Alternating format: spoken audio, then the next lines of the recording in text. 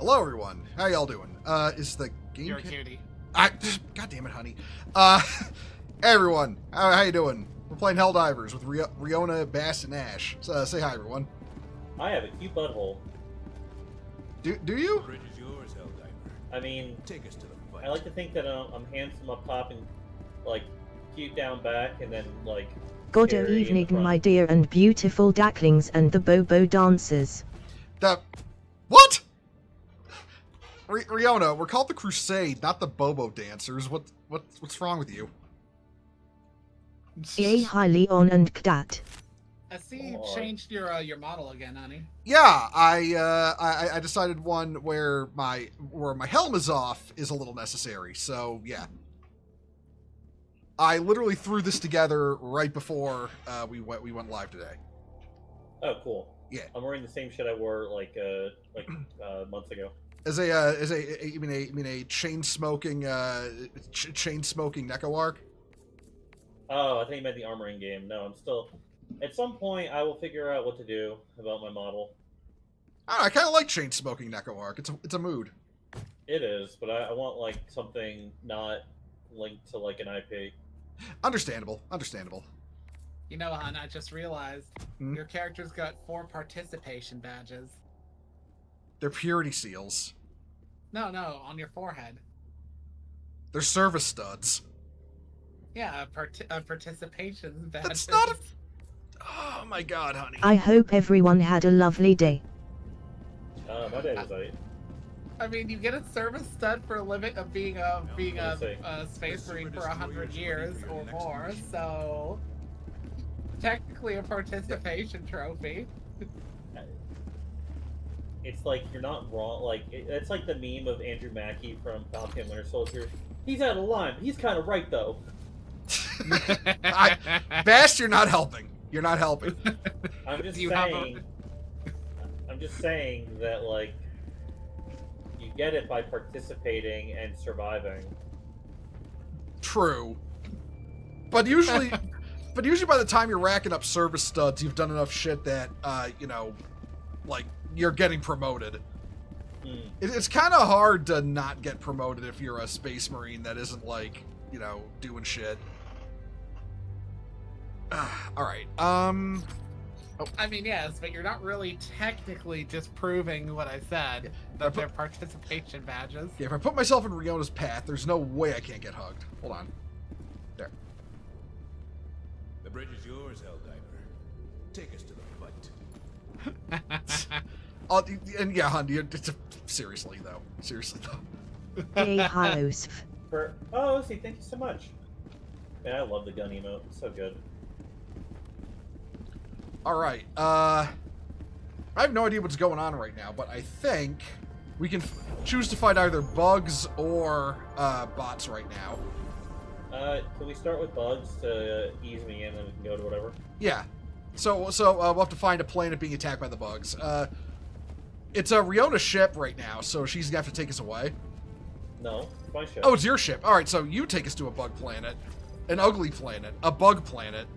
I've never done this before. We're on It's Bast ship, which is why it smells. No. The Galactic War. A battleground. You're gonna want the yellow part of the map.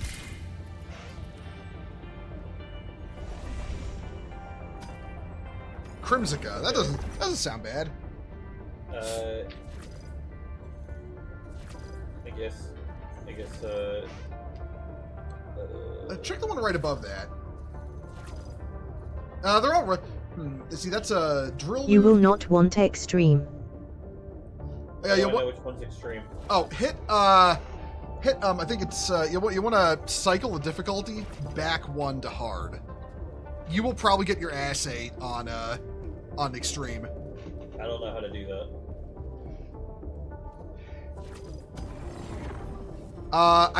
Shit. It's because you're on a controller, right? Yeah. Yeah, I don't know what the button is on the controller to cycle the difficulty.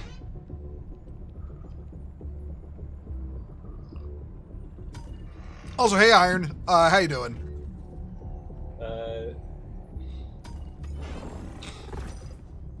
Because I see like A, select operation, Hi there, Iron. Effects.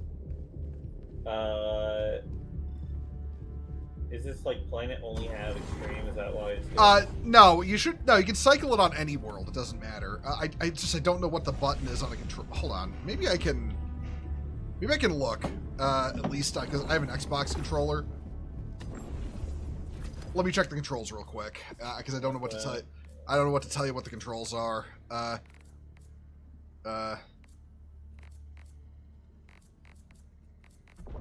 Bindings. Map. Stratagem. HUD. Move up, move down, move in, place marker. Open chat, radio menu. There, it doesn't tell me. It doesn't tell me what the button is. Oh, I have to go to this menu, and then I guess I see it's on extreme. It doesn't tell me how to switch it.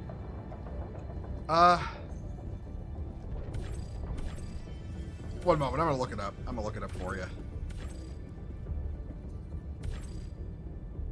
Initiating FTL jump to the Crimsica system. Maybe that wasn't right. Oh. Hey Don, how you doing, bud? It's L on a PlayStation. On a PlayStation controller, it's L1 or R1 mission while you're looking for missions. Mission coordinates locked. L1, R1. I tried that. Didn't do it. Huh. I don't know then. Wait, hold on. I just did it. Oh, yeah, you just did it. Okay. We're good. Try the D-pad, I think. A successful operation. No, it's L1, R1. Yeah, we got it. Sure. Let's just do this, I guess. Okay. Pods prime.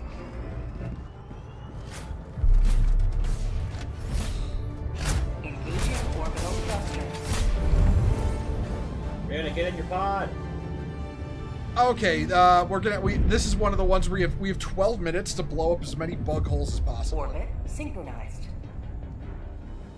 How do I pick where to go? Just pick a point on the map. The glowing red spots are concentrations of the enemy. Hellpod launch suspended. Well, I was hoping that well, that's annoying. I was trying to figure out what button I pressed to actually pick the drop spot. Yeah, it's mouse one anywhere you want us to drop. Select drop zone. Okay. All right.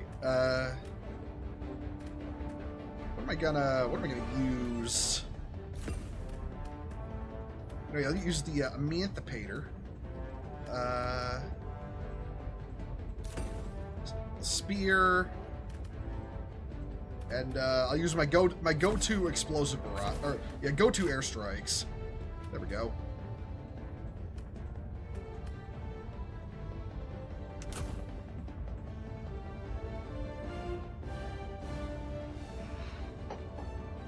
All right.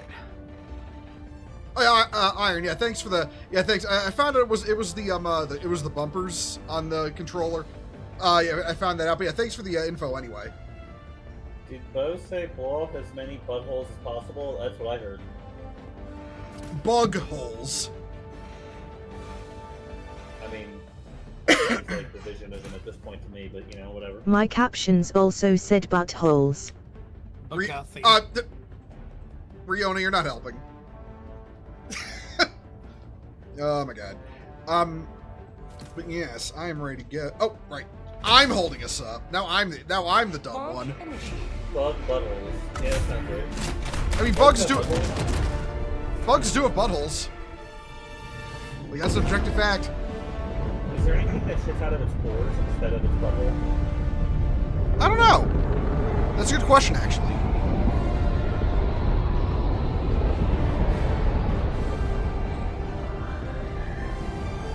I came prepared. Ha! Great, I love that. Be a good drill pegger. No, knowing Riona, she's probably got a dildo on her model or something like that. She showed art of that, in fact. Oh, okay. Yes. See, Riona, you know you and I think alike. Gigabussy breaker. Oh my god. No femboy can survive it. Nope.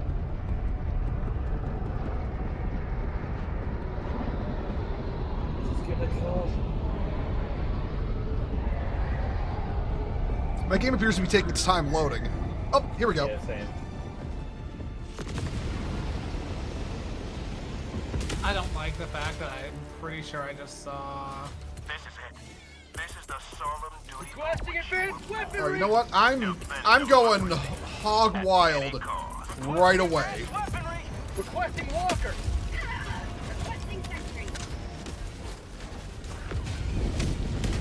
Why do I have fucking health missing? Oh, we got flying guys. Oh god, they fly now! They do fly now, actually, like unironically. Where they go? Oh, over there. Sending in an eagle! Tunnel breach! Okay, the flying nest has been dealt with.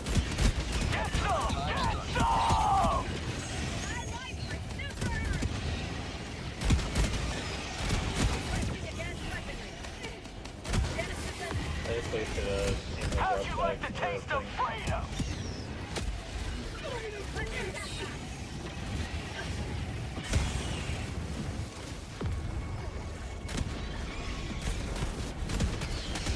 Okay, I am, we dealt with the bugs here. I'm gonna start walking toward the nests. There's a nest right beside where I'm at. Yep, I can just pop them with my autocannons. Man, this machine gun I got has dog shit running control. Hey, Rihanna, stop. Okay, we're gonna do this. Is gonna be how it is today. Okay. Children! She earned it, and I didn't even get to kill her yet. Mission at 10 minutes remaining. Reinforcement! Request approved. Reinforcements have been launched.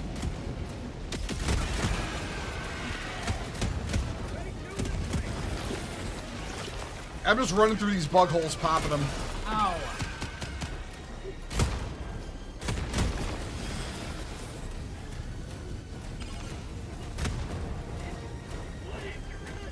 Okay. Son of a bitch. You can light your own ass on fire from things with fire hitting you. Yeah, if the flame like blows back in your face, yeah, that could absolutely happen. Yeah, there are actually maps where wind is a thing that will blow fire back in your face. Okay, we've now killed each other and ourselves. Let's just play the game. Yeah.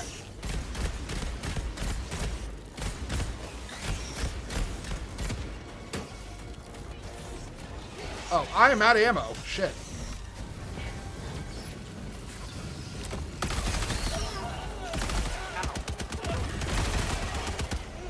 Requesting advanced weaponry. One bug hole there, I wonder.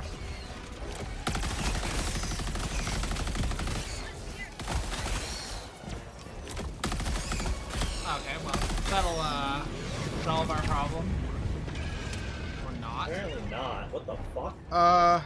Don't go in that direction, Dan. Requesting air support. Why? Reloading! Because that's a 500 kilogram bomb.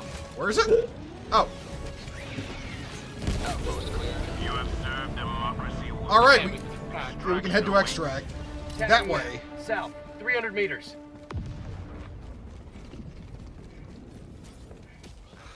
All right, follow me, everyone. I love that stream of consciousness. Don't head in that way. Why? Because of the 500 kilogram bomb. Hey, Jay, how you Hey, doing? Hey, Colin. Oh, wait, what am I doing? So other than democracy, what have Requesting you air been up to support. lately? We haven't had a chance Come on, to guys. chance to quit. Cross that threshold. See what happens. EA High J and Fallen. I have been in the process of trying to get things in EA the High process No John. of transferring over to my new computer. Ending in an Oh, I eagle. got that. Our tunnel breach. What And the fuck? it's the whole rigmarole. Like, I waited for final part to arrive. Went out and got this little enclosure thing so I can transfer files or clone the drive to one of the SSDs. Had several moments of, this is where I fuck it up. This is where I break it. This is where I screw up. This is where I show that I'm colossally incompetent, useless person. Yeah, all those things. Well, I'm gonna tell you this, honey. You're none of those things. Calling in extraction. Helldivers never die. You need to give yourself some more credit. Yeah. I refuse. Well, then I'll give you all the credit you need. Cool. Okay, so it's not gonna have any range because there's a nest, a shrieking near us. Oh shit! Run toward extract. Objective located. Southeast. 100 meters. I might be able to lock that with my missiles. I just need to get close enough. T-minus 1 minute, 30 seconds. Hey, explosive C. Hey, oh right, that's you, Megaman. Hey, Megaman, how you doing? So Jay, you have to explain to me, 'cause I don't really think I understand. Originally I thought you were playing Bloodborne out of the love of the game. I didn't realize you were playing it specifically to kill DSP. What do you have against Darkside Phil? He exists. Yeah, but why waste your time trying to hunt him down? Oh, Oops. my bad. Sorry, you walked- No. That was on me. I ran into your field of fire like an idiot. That was entirely on me.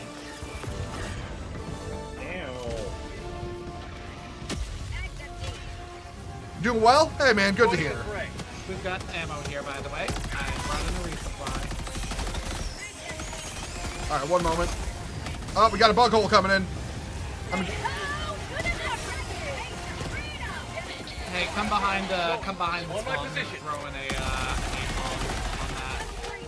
Same. Ah, fuck it. I don't need my shit. I'm burning this hole. Do not be close. Ooh, get away from that! Get away from that! Bast, run! No, seriously, run! Orbital napalm is kind of you know. It kind of fucks. It kind of fucks. 22 kill streak. And that's gonna make sure they stay dead.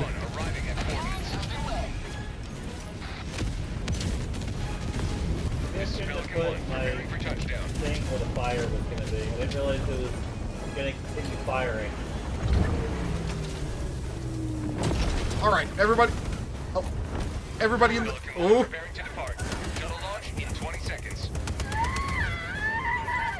Oh, okay. Everybody in the. Oh, everybody in the ship. Everybody in the ship. Got it. Okay. We almost didn't have Riona, but we're fine. What is Predator and Arnold Schwarzenegger? Hey, so how you doing, buddy? Hey, Nacho. I mean, I don't know, man. I don't know if I would have the energy to want to go specifically kill a streamer. Well, you see, I don't know. I don't know exactly why Jay wants to, but you see, I can understand the humor of it because DSP is bad at video games. Reminds me of that. I get it because I enjoy killing Bast. Reminds Yeah, me but of that. you turned killing me into sport for content creation. You know, yeah, it's kind of like how Ash, you know, torments me psychologically at all times. Yeah. Oh well, you know, you get so cute when you're flustered. No, I do not. Shut up. Ooh. Don't you ooh-woo at me. Ooh. Okay, I can't stop you from doing it, but Bass, don't you dare. You can't stop me. You're not my dad. I know I'm not your Will dad. ooh at you from beyond the grave. I'm not your dad. I'm your commanding officer, technically. Listen, let's be completely frank. Yay, hi, Sugar Soul. Want me in your chain of command? It'd be funny. Okay. Hey, Krypton. Hey, Psyche. How you doing? Ash's middle name. Middle name is Friendly Fire. Can't follow a Bast. Yeah, exactly. Ash's middle name is Friendly Fire. Also, hold up, everyone. One moment. I need to do a thing. Now let's check the stats. Oh, damn, hon, you cleaned up. All right. Hold up. I need to do funny. I need to do funny thing. Right. So, Bast and Ash have both started streaming. Ash is on a minor day or two hiatus because upgrading PC. But you know what? I'm gonna start shouting out people. Oh, thank you. Shout out Really appreciated. Paladin Ash. Ash goes first. of course, because I preferential treatment. Well, yeah. Listen, you're not fucking me in the ass, so it's not like I expect you to give me any reach around. Hey, look, Bass, I may not be fucking you, but you're still my homie. Oh, I appreciate it. But yeah, when it comes, yeah, I'll wait. I'll wait for like the cooldown, and then I will shout out, and then I will shout out, you, Bast, and then after that cooldown, I'll shout out Riona. Oh, thank you. I mean, I'm not. Is Bass streaming? Not right this second, no. No, I got affiliate, which is nice.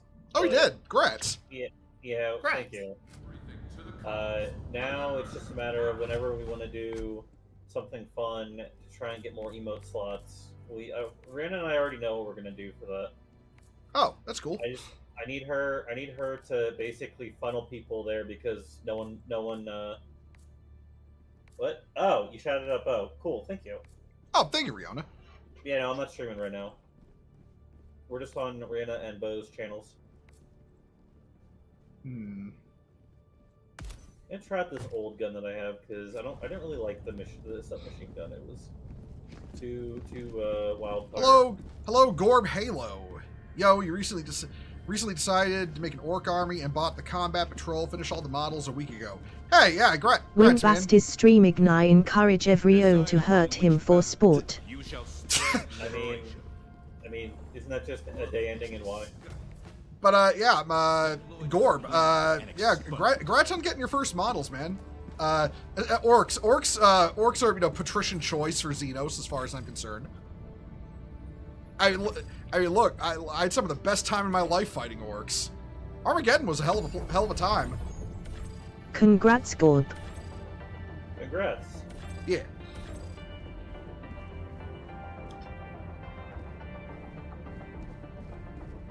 Initiating FTL That's one of jump those 2. moments, The hon. crux. I kind of haven't been like exercising for the last couple of weeks. You know, like being fucking really lax. Up on the scale, it had one of those. FTL Nevertheless, jump it's successful. still despite all this Mission happening, coordinates locked. it's still you. All right, Gorb, lurk away. We will be spreading democracy, so I hope you enjoy the show. If Bash plays Bloodborne, I'll make a build. I mean, I like Bloodborne. I would play Bloodborne. I can even stream Bloodborne if I really wanted to. Okay, so these missions, we have to raise the flag, 2 flags of Super Earth. I'm gonna recommend we drop somewhere around here. What about here? Because then we can strike at the secondary objective and then go south for one of the primaries. I want to go either in the big red spot or in the not big red spot.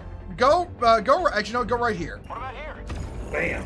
That Red works. spot. That works. All right, we're gonna need to defend shit. So, where's my trusty spear? I love the spear. Spear, and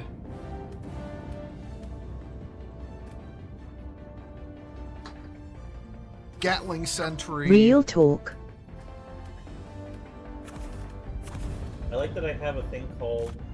The Rover is a great accessibility option. What's the rover? Yeah, I like motivational shocks. That's a funny name.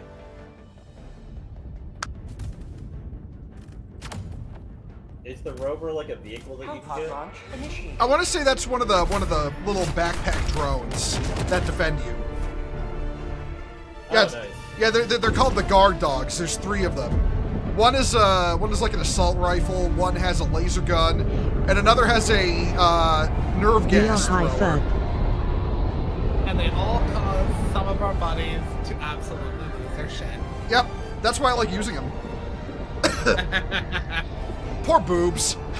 He'll never not be mad when I use a guard dog. It also let SME know when enemies are around if I can't see them. That is very true. Yeah, because the guard dogs will just turn and shoot. So if something's trying to jump you, Critical strategy. it won't be able to. Whee! Oh no. Oh, We're in no. Shrieker's Nest. Oh shit. Okay. I got this. Face the insurmountable I'm throwing in this orbital napalm. Get out. Ooh! Yeah, get out, get out, get out, get out, get out, get out. I picked a good spot. You know what's coming down? Objective critical stratagem no longer available. Our tunnel free. New mag.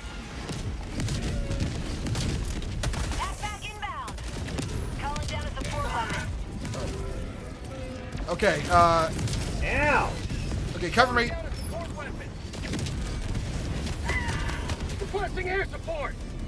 I think that 500 kilogram is gonna get it. I hope. I have a rocket launcher over It did. to grab the second one. Terminate drive structure destroyed. Well, fuck me. Reinforcing. I stepped in a fire and then I immediately just Calling like, down died. If you get set on fire, literally just dive. Like dive onto the ground. Yeah, hell dive. It's literally stop, drop, and roll. Well, it'll put out the fire. Got it. Okay, cool. Let's take it out. All right, we want to go this way to the second. Northwest. Oh wait, maybe I can hit the secondary from here. No, I can't. But I have an alternative. Everybody stand back. I got this. I'm going in. Yeet! Sending in an eagle. I hope that's close enough. You don't want to go in there. Calling in reinforcements. My bomb hit a tree. I died. That sucks. Man, Super is struggling nowadays. Enemies such as fast. Ready to liberate. Well, the dog does not try to shoot me. Oh, hold on. Gotta quit.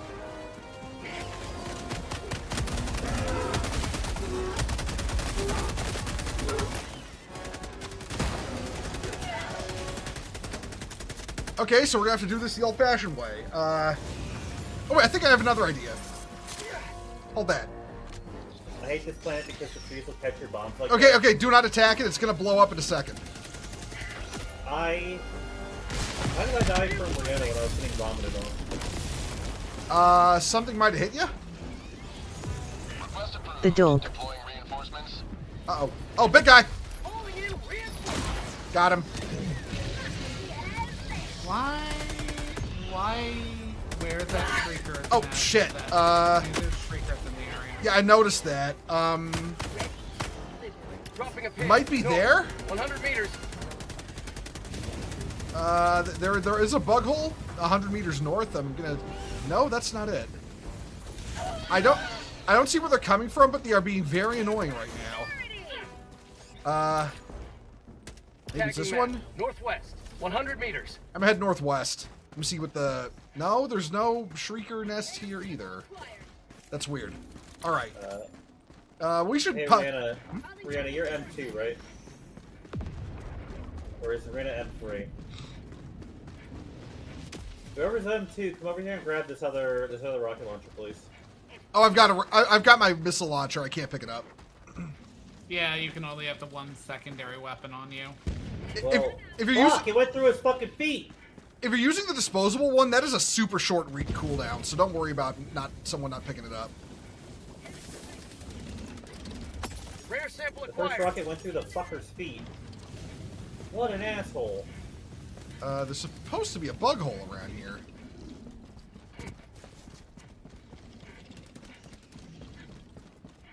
Well, are you erect? No, a bug hole, not a butthole. Yeah, that's what I'm saying. Are you erect? No, Bug outpost. bug holes are not attractive. They smell funny. Found it.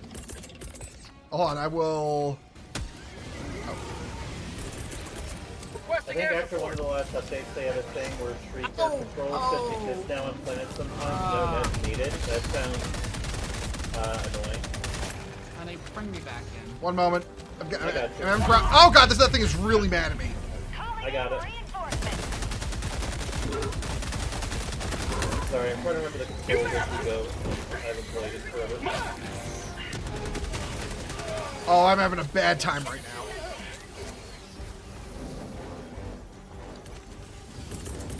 Bug tunnel brig. Sending in an eagle. Napalm strike coming in.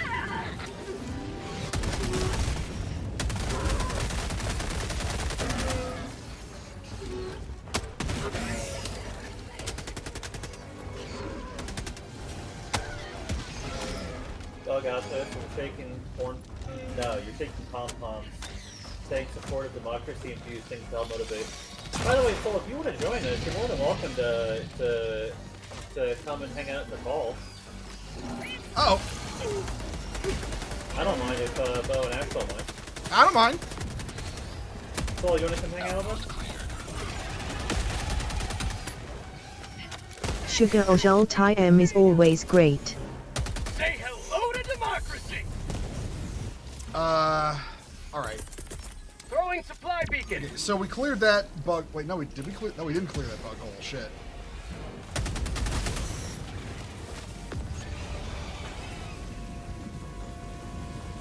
There's the shriekers again.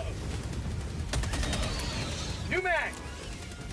Man, the rain effects look like fucking pixels. And like, this looks about as detailed as my art does. And yeah, I'll just tell you right now. Yeah, my shit's being all fucked up. Reinforcing. Oh shit. Here, Soul, come on, hop on in. Request approved. Reinforcements on the way. Yeah, my computer is not handling this well at all. Buddy. Hello. Oh, hey, Soul, how you doing? I'm alright, how are y'all? Doing good. Yay, hi, Sugar Soul. Shit, going already. Whoa! Hey, wait, did you ever see that VTuber that's like a moth? A moth girl? Juniper? I think so. Yeah. She's mad fuckable. Alright, Yeah. we're going south. Southeast, South. because we Far. can't go through that water. Yeah, we can't go through the water, it's too deep. It's like a song I once heard. Oh god! Don't go through this water either. I think I'm gonna die. Oh no, I'm not no. gonna die. Okay, I'm fine. I'm fine. It's like a song I once heard in my childhood from dinosaurs. Don't you fucking dare! Don't you fucking dare! What song are you talking about? The Land Before Time, you know, Big Water. Why? This really lame song about them talking about how like they can't get across this big expanse of water because It's the ocean. Bridge. Yeah, it's the ocean. They went across a land. They went across a land bridge onto an island, but the land bridge collapsed, and now they're trapped. And then they run into that fucking like that T-Rex baby that they raised. Oh, interesting. Chomper. I don't acknowledge the existence of the Land Before Time sequels. Listen, Don Bluth made one absolutely amazing animated film that traumatized me as a little kid, and much like Highlander, there is only one. There can be only one. Yes, exactly. How would you feel knowing that there's probably hentai of the Land Before Time? I know there's hentai of the Land Before Time. I wish there wasn't. It's Rule 34. If it exists, it's gonna have porn of it. That's just the way it is. That is just the rules, man. This is your momentary horror of realizing that by virtue of that, the hentai is of a character voiced by a dead person. I mean, Triple Dick Tree Sarah. I'll be honest with you. I find out porn stars like killed themselves or like died from some sad thing, and I'm like, huh. Porn. Yeah, except in the case of this, Ducky, the character from the Land Before Time, she was mainly annihilated by her father. Yeah. God, it was so sad. It really was.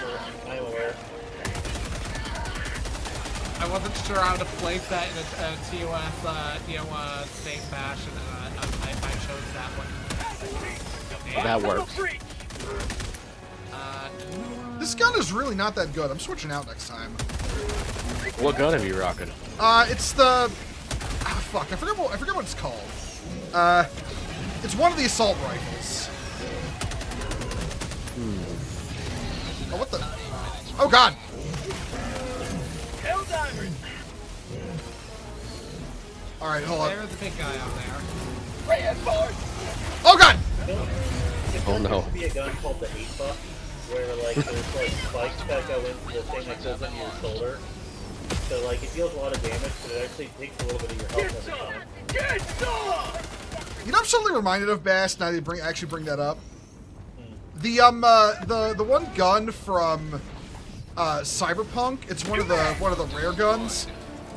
It has infinite ammo, but it uses your money. Oh yeah. That's I think what's his name? Dex has that gun. When you kill him, you get it from him. Yeah, it's Dex's gun. All right, we need to go. Follow me. How do I give ammo to people? The dime gun, but cyberpunk. Oh, I should be able to just run up and grab it. Hold on. Oh, or you can give it to me. Thank you. I was actually low on stems. That was actually really useful. Thank you. I don't know. Does anybody else need ammo? Oh, remember, Bass. Nah, I'm good. Bass, when you take supplies from a supply drop, your backpack refills. Yeah. I do remember that. Yeah.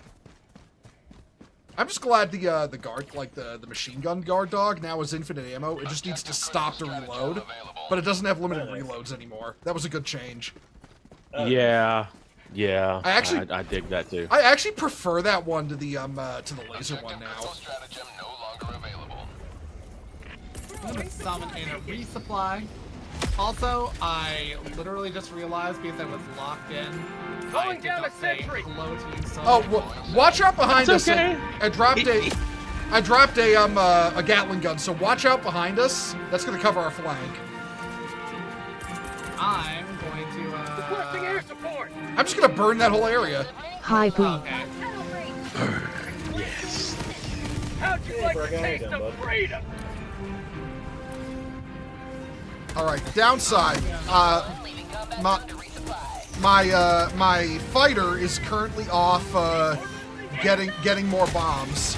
Okay, that's an orbital napalm. Get away from that. Yeah, get away from that. That is a wide radius.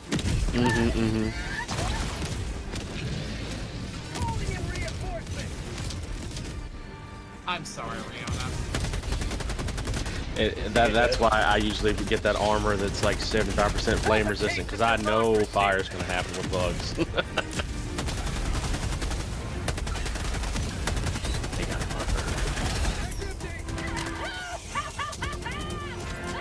Oh damn, that's fucking so nice. Something bit me. Something bit me in the butt talks.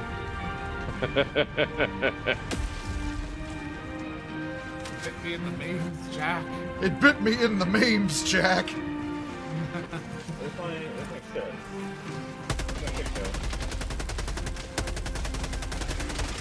Actually, that reminds me of how there's like technically in the I think it's like in our DNA, part of our cellular structure is literally like a symbiotic life form that merged with the precursor to, well, life itself in like millions of years ago. So technically, something did bite us in the memes. Yep. Memes, the DNA of the soul. That sounds like a Kojima quote. It is. It's from Metal Gear Rising. Okay.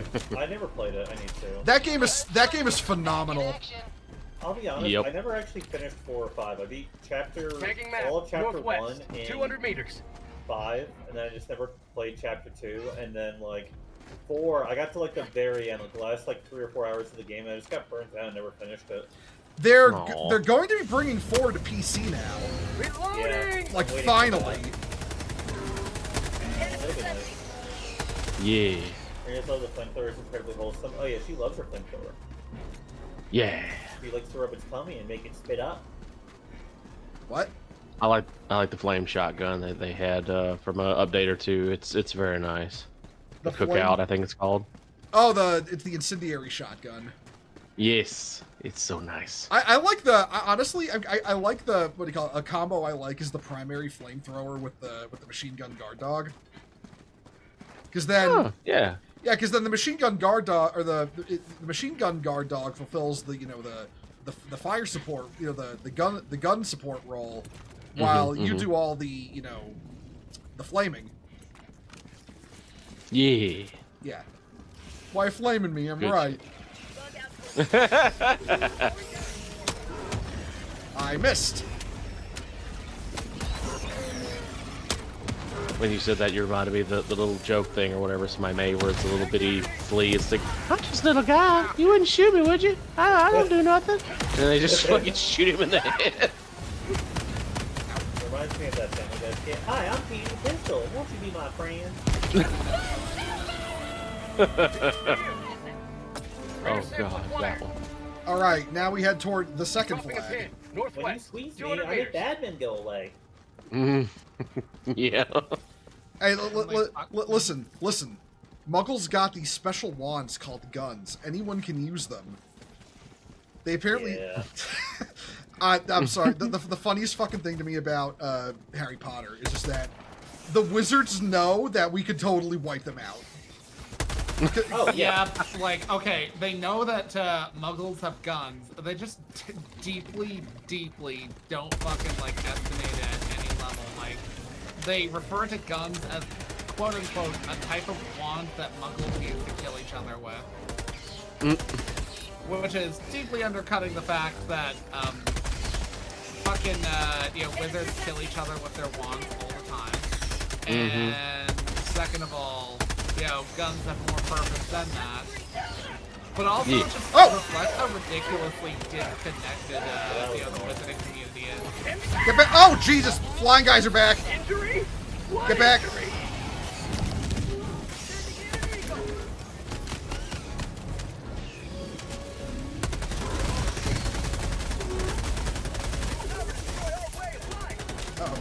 Uh-oh. Nope! JK was just kidding. I'd take a Webley over Silly Wand and Elf. I mean, listen, man. I would still probably take a Wand, but, like, that's just because that's fun as shit. Yeah. Just going around. I always found him kind of weak as far as villains go. It's like, okay, so you know how, like, there's that, like, that joke about, like, teens, or, like, certain other demographics find this deep? Fucking, I remember, like, as a teen, reading those novels and being like, so how is this guy horrifying? He just uses the killing curse on people? Okay, that's awful, but, like, maybe I'm just desensitized, but this feels like something that only somebody who's especially sensitive would find particularly threatening. Okay, Voldemort, listen to me. I have a deagle. The flying cart proves tech can be enchanted and all brooms need is wood, so make a magic gun that can fly and shoot people. EA Heistelt. Rione, you might want to get back here. We're about to have bug holes all over the place. We have to remember that, like, again, children, right? These books are written for children. Like, for example, I read those, like, the fourth book was coming out when I was, like 9 or 10, I guess. Requesting air support.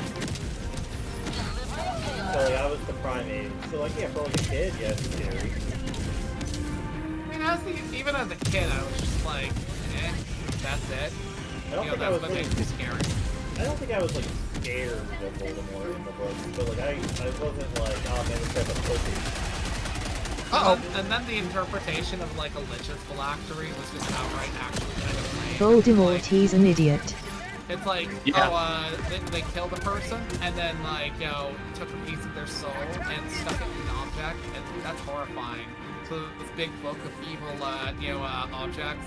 Literally, they read one. It was like literally like the big book of evil artifacts. And when it was like written by somebody who's basically like cosplaying as like the character from the evil campaign of D&D. Basically just getting him off to the malevolence. And they get the Horcruxes and they're like, these are too evil even for these pages, so we won't be talking about them. It's like, okay. Well, listen, I'm just saying, some of the the good guys in Warhammer do use worse stuff than Horcruxes, man. Yeah. Halo devices. Halo devices, yeah, those are fucking horrifying. All right, we're heading home. Dropping a pin. Southeast. 300 meters. I will also say there was like a degree of Taking map. like I tried to Northeast. reread them 200 meters. recently and kind of got to like a little bit after the Prisoner of Azkaban before I lost interest, and part Dropping of this a was pin. because Go like, that I way. got to the end of 300 Prisoner meters. of Azkaban and was like, why is it that only now I'm just realizing how dumb this is that it turned out this way? Because like quite literally, they have Worm Tongue at their mercy. They're going to like take him to like give testimony that Sirius Black is innocent. Now Sirius Black has experience with getting out of jail. Professor Lupin is their Defense Against the Dark Arts teacher. Yeah, stop And- 50 seconds.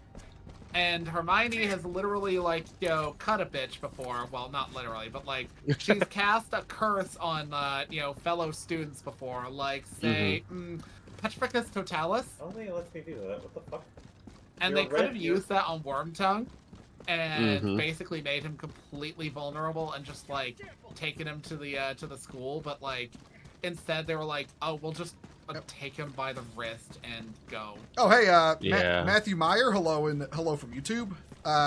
Also, Iggy, thank you for the reminder to sign my C01 form. It's not gonna really matter with Ash because we can't have kids, but hey, you know what? Gotta do my duty for Super. Yeah. 01 form. It's the one you gotta sign before you. Twitter talk. It's the one you gotta sign before you fuck. Keep in case you have trying. kids. Yeah. Honey, you just broke my everything. Thank you. You just broke my everything.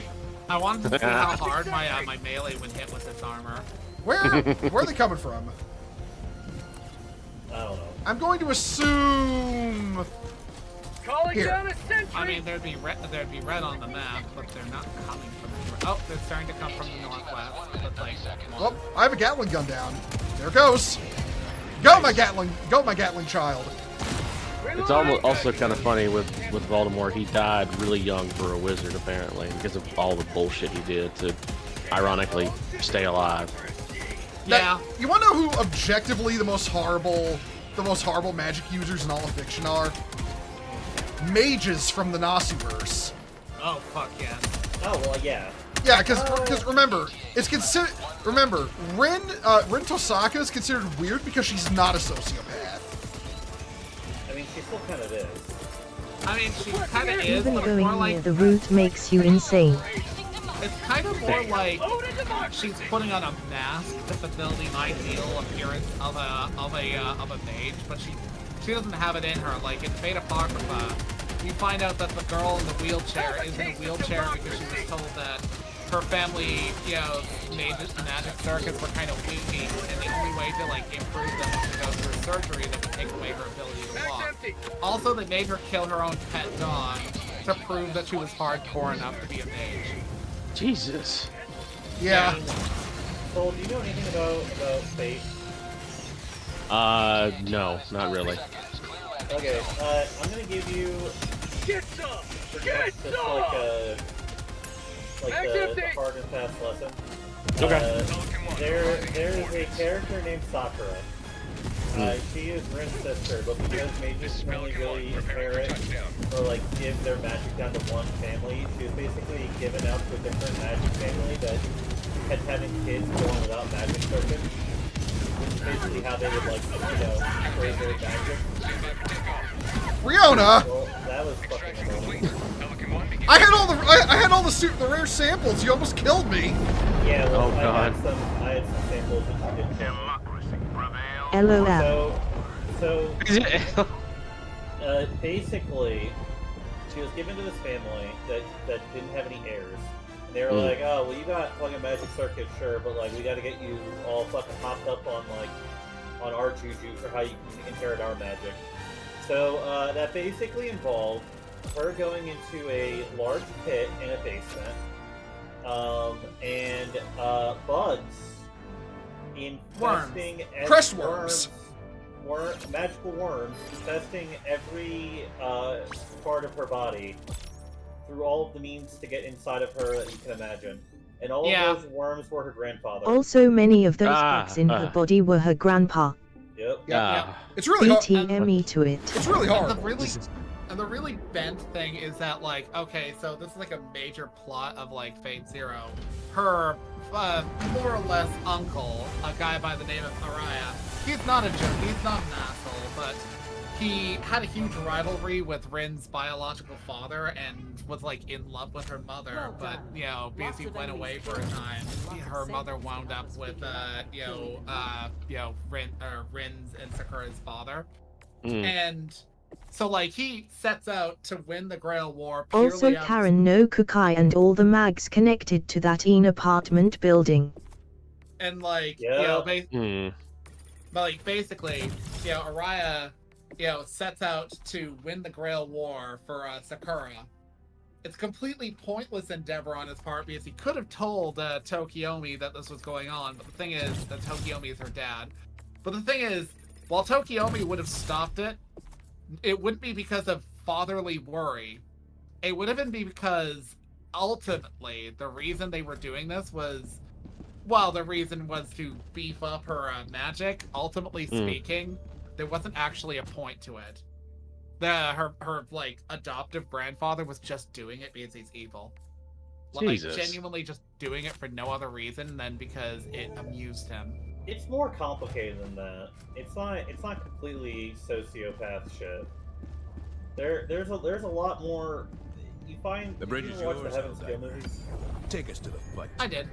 Okay, so then like you should remember that like part of it was also like his intention of kind of like having her as a body that he might be able to jump to in the future. Yeah. Because it's how. It wasn't just sociopath shit, but like he didn't have to be so cruel about it. But like the reason why he did it that way, and correct me if I'm wrong, but I thought the reason why he did it that way was because the cruelty was part of the experience, quote unquote. Might be, but like, okay, so like from what I understand, around Fate Zero, okay, so the thing about the leader of the I forget their name. The Mato clan is that like he originally like aspired to create like the cure for all diseases, like 100%. He like had genuine good motivations for being part of the original founding of the Grail War because he is fucking ancient. He was there at the beginning. But, like, over time, he was corrupted by time and simply being a mage. Then Fate Zero happens, and he comes to the realization that, you know, his, ultimate end of, like, winning the Grail War will never happen. I want to say because he immediately realized from, I think it was because of casters summoning in that Grail War, that the Grail must have been corrupted at some point and no longer functioned as it should. Ready for another mission, and Helldiver? So he's basically like, whatever, this is just amusement to me now.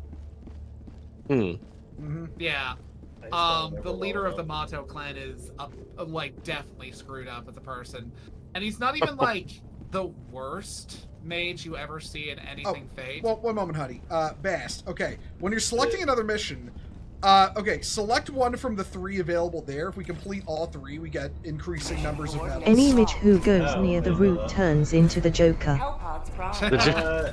I'm the Joker, baby. Kind of, yeah. The It's Fate junk are actually the worst.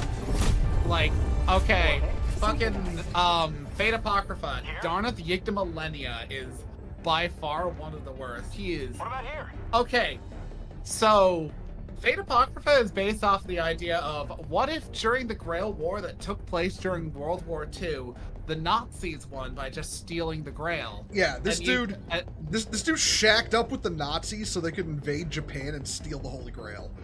Oh no! He took it all the way to Wallachia, Transylvania, and he was able to sustain himself in his youth by more or less consuming the souls of people and children. And that's how he's still basically as like in his prime as he is. And this guy proceeds to summon Vlad Tepish. Now Vlad Tepish is just like the historical Vlad Tepes. He's like, yeah, so I happen to have a noble phantasm. That's their special moves. That's what servants have.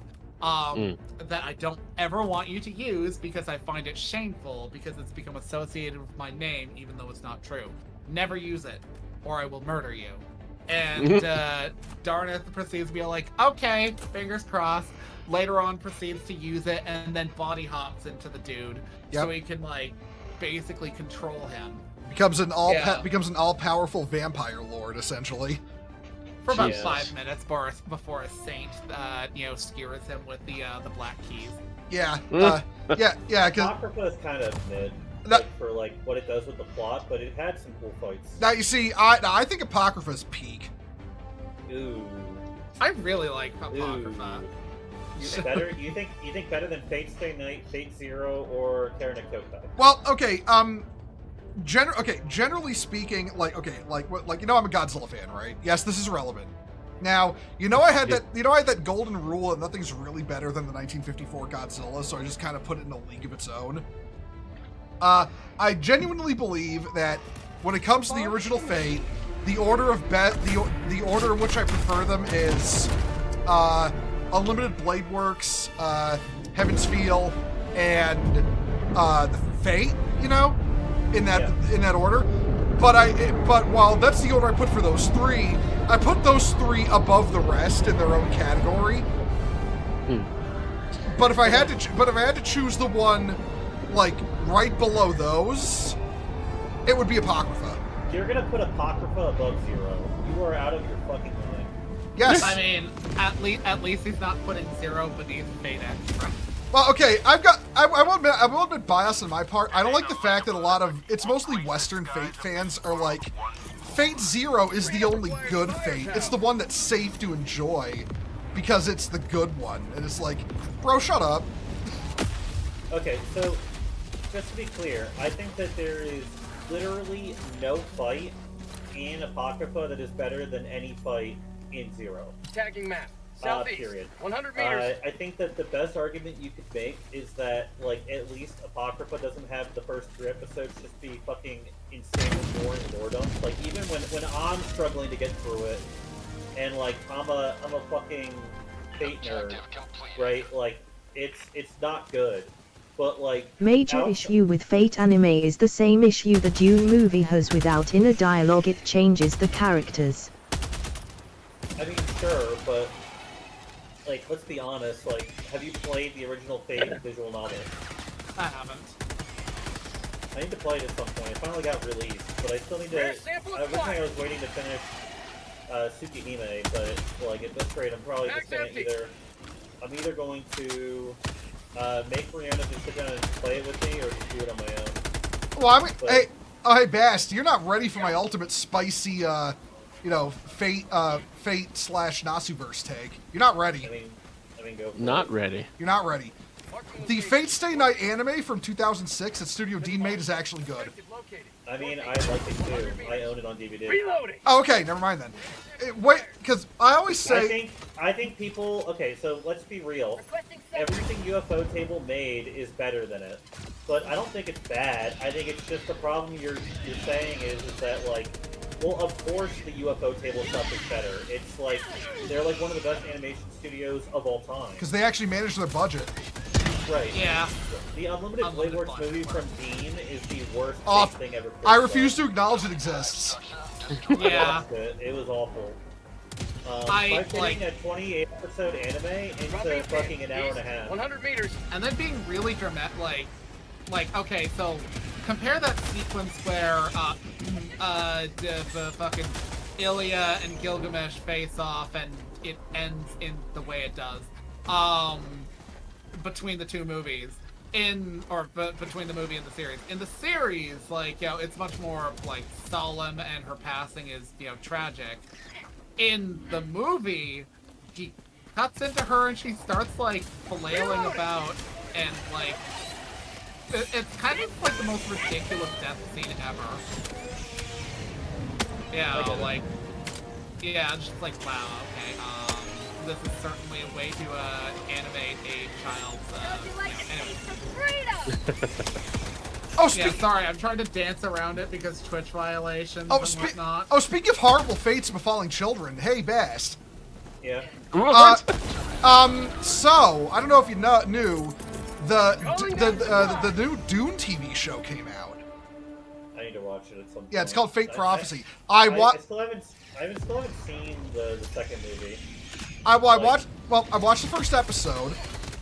I actually like it. Okay, cool. Yeah, I actually like it. I think it's a good watch. There's a few like little issues I have with it, but there are issues I had with the original there are issues I had with the new movies too, like say their complete refusal to use the word jihad. I really don't like that. Well, yeah,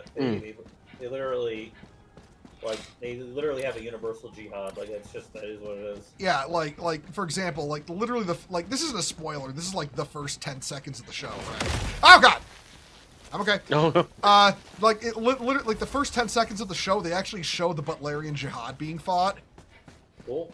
And they don't call it the Butlerian jihad. They call it the Machine War. And I was like, oh, fuck off. I mean, it was also called that, but like everybody regularly calls it the Butlerian Jihad. Yeah. Like it is called the Machine War. Like they do call it the Machine War because that's the war against artificial intelligence and shit, right? But listen, dude, we're living in post 2001 America. Like jihad has a very loaded. Loaded, thank you, that's the right word. Like it's a very loaded term. No, like I get that, but I'm always a art before sensitivity guy. Same. So, yeah. I mean, I was literally talking to somebody the other day about how I was pissed off that get in the hole. I was literally talking to someone the other day about how Sony censored an art book for Tsukihime that the Switch version didn't, and that I own the Switch version from the Japanese release of the game and from the American release of the game.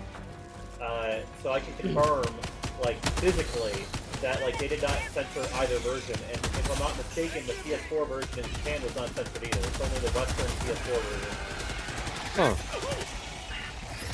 Yeah, I'm not a fan of Sony.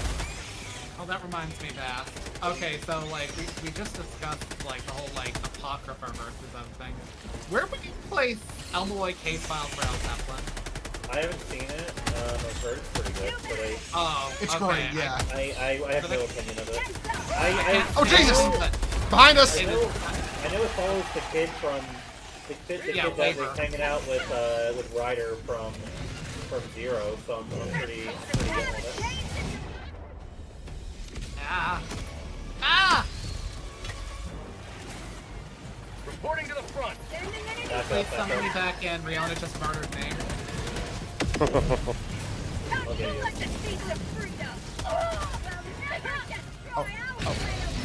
Oh. Okay, I need to get my I'll just get it. I'll just get a new. I'll just get a new launcher in a second or two. Ow! Ow! Who killed you that time? Was it me? Rihanna again. Rihanna, what are you doing? You got to check your fire. In her defense, though, you were kind of like right next to a big guy. I just want my stuff. Uh-oh.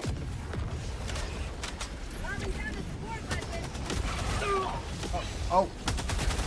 Sorry, the gunner RCS. You look too cute like me, so she was like the bushy. All right. Which way are we going? I wanted that.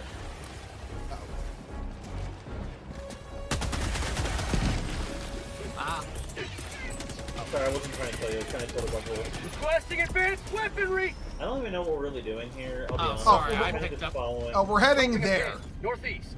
Go to the point I marked. Oh, Oh, we eventually get to illuminate in the game. We need some new enemies. That would be cool. Yes. I I never fought them at Helldivers 1 because I didn't play it all that much, but I've heard a lot about them. I mean, I'll be completely frank. If this game wants to really win me back in a big way, put in a zombies mode. Just have like you know, mind control tunes. I dropped 4 things. I didn't realize my grenades were out. I mean, they my garbage. They could have done. They could do something like that because the Illuminate. If I remember correctly, because I didn't get to play the first one either. But I remember the Super Earth government basically kicked the Illuminate's ass and took their technology, and then it's like the Illuminate can turn off the technology or fuck with it and everything. So imagine if they could like hack into like the Helldivers like visual thing, and all they see is enemies in front of them. So you've got Helldivers fighting Helldivers because they're confused, they don't know what's going on, and you know that could be your ticket to a zombie situation or a justification for a PvP mode, something like that. I was thinking you have like a fungus that just hijack the clones. Yeah, or you do like what's that RTS game? Or we where, play like, the robots. Rihanna, what's that RTS game where like there's an entire race or faction that's all one guy that just clones himself? Oh fuck, no, it's a Horatio from I forget the name of the game, but his name is Horatio and he has a big head. Yeah, why don't you just literally do like a ratio simulator? He is Endless space. Thank you, Riona. Endless space. Thank you, Riona. And Horatio is Yakub maxing.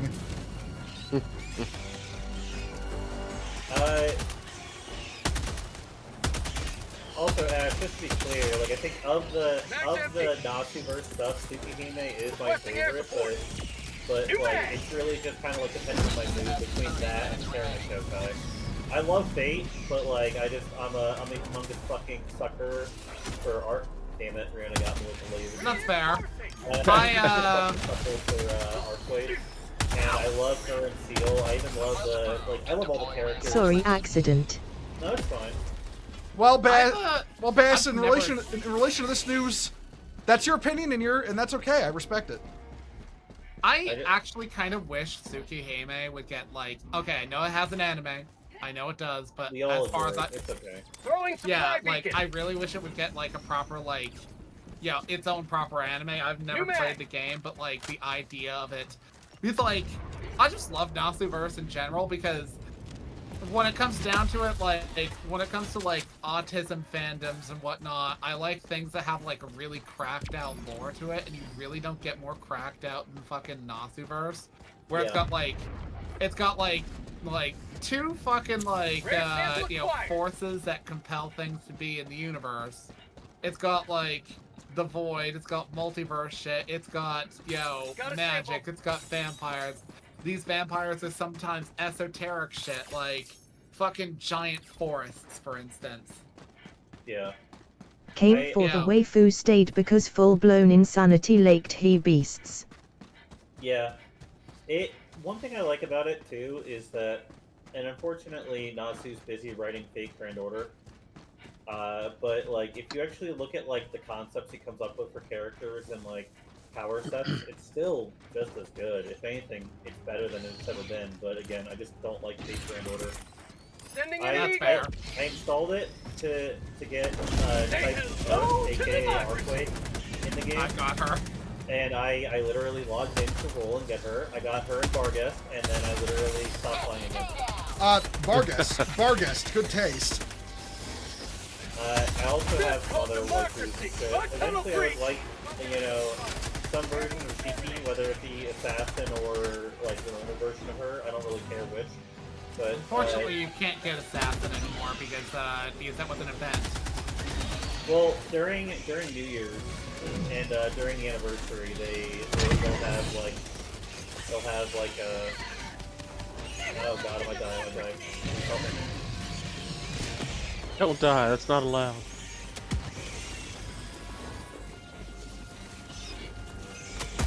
Oh, I'm okay. Oh, sorry, honey. I'm okay. I've had worse. All right. Next hive is over there. West, 300 meters. Did I reload my? Yeah, I did. Okay. EA hi DRJ.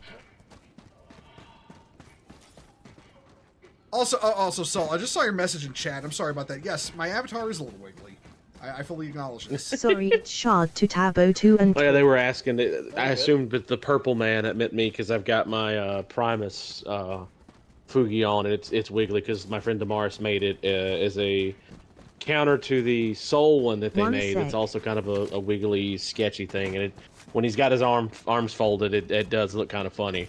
But yeah. Oh yeah, no, you see, my avatar just vibrates angrily. Yeah. He has 8 settings from perturbed to furious. I love it.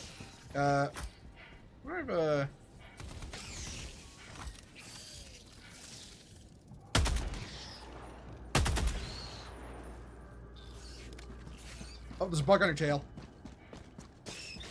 Oh, thank you, honey. All right, don't go in there. I'm gonna drop a 500 in there. Yeah. Okay, I'm also gonna throw in a orbital napalm. Yeah. Oh, y'all are speaking my language. Fuck yeah. Requesting air support. Okay. Sorry, I was waiting for random to finish adding souls to Oh, well, that's sweet. Y'all didn't have to. Yay, hi Sugar Ojal, sorry your thing wasn't showing. Aw, that ain't no worry about that. It's okay. I mean, I could be just a disembodied voice, but you know, it's cool. Yeah, it makes sense. I can still hear him talking sometimes. It's almost like he's still with us. I'm not dead. Stop telling people I'm dead. I'm not dead. Love that silly joke. Hey, Big. Another triumph There we go. from managed Like I said, from buying it, are any of you upset that Helldivers 2 wasn't nominated for GOTY? 50 meters. Listen, the game awards this year are some bullshit. Really? I was actually pretty impressed with what they nominated. I thought it was going to be maximum bullshit. I have my opinions. No, despite my enjoyment of Veilguard, I will make sure the golden melons bring justice. I personally, I enjoy Veilguard, but I would not place it in the nomination. However, I do think, personally speaking, I don't think DLC should be listed. Because, a game that comes out already has a kick in the can. A DLC is not an additional game, it's an expansion of the game. It's kind of unfair. What was the DLC? It was Shadow of the Earth, right? Yep. My only counter argument to that would be A tree is easily the size of a whole game. It is. It's like 80 hours. God damn. So here's my counterpoint. Partially devil's advocate, partially because I think it does matter a little bit. Witcher 3 had 2 major DLCs, Blood and Wine and another one. And both of those were completely separate from the base game. You didn't have to open up the base game. You could start from the starting menu. That's called democracy. Resupply over here. Would you also say neither of those would have been possible candidates because they're technically separate campaigns? It's almost like it's like Neverwinter Nights or Baldur's Gate 2 to those expansions that you actually start an entirely separate campaign from the starting menu. I would personally say, okay, what was a this technically doesn't count Shadow of the Earth Tree because you do have to fucking play through the game. I agree. I'm just saying from a baseline, would you say that version of DLC would be considerable? I think so, because at that point it may as well be just its own game. It's you've basically taken the original game, maybe dressed it up a bit with some additional content other than the story and map. And whatnot. Things that were quality of life shit that you wanted to do beforehand. Yeah, because let's be honest, if we exclude those, we may as well exclude 90% of what Bethesda's done in the last 20 years since Morrowind, because everything's been basically off the same engine, using more or less recycled assets as much as possible. Well, it's funny you mentioned that because my next point was going to be, would we consider Miles Morales to be its own different thing, but really it's the exact same engine, it's the same map, it's just slightly altered and in a separate box. So you could make the argument that Miles Morales is basically just expanded DLC, but they're selling it separately. So why should that count? Yeah, that really was the argument against the Miles Morales Spider-Man game. It was probably a DLC that they decided to sell as a full game. Yeah, it's like 8 to 10 hours. Mind you, I loved the game. I thought it was great. I thought it was a very nice, tight little experience. I had a ton of fun with it. But you could make the argument that like it's so similar to the base game. Yeah. So then like I understand the concern of like, well, Erdtree, like you have to play the base game to get to it. The same argument, but then like I guess like I know that the same thing happened year prior with Phantom Liberty and Cyberpunk, where like it's like its own area, completely separate. It's its own leveling system, kind of, if I'm not mistaken. Certain things do carry over. Like, would it have been better? Like, so for example, like Dot Hack 1, 2, 3, 4 all came out. Yeah.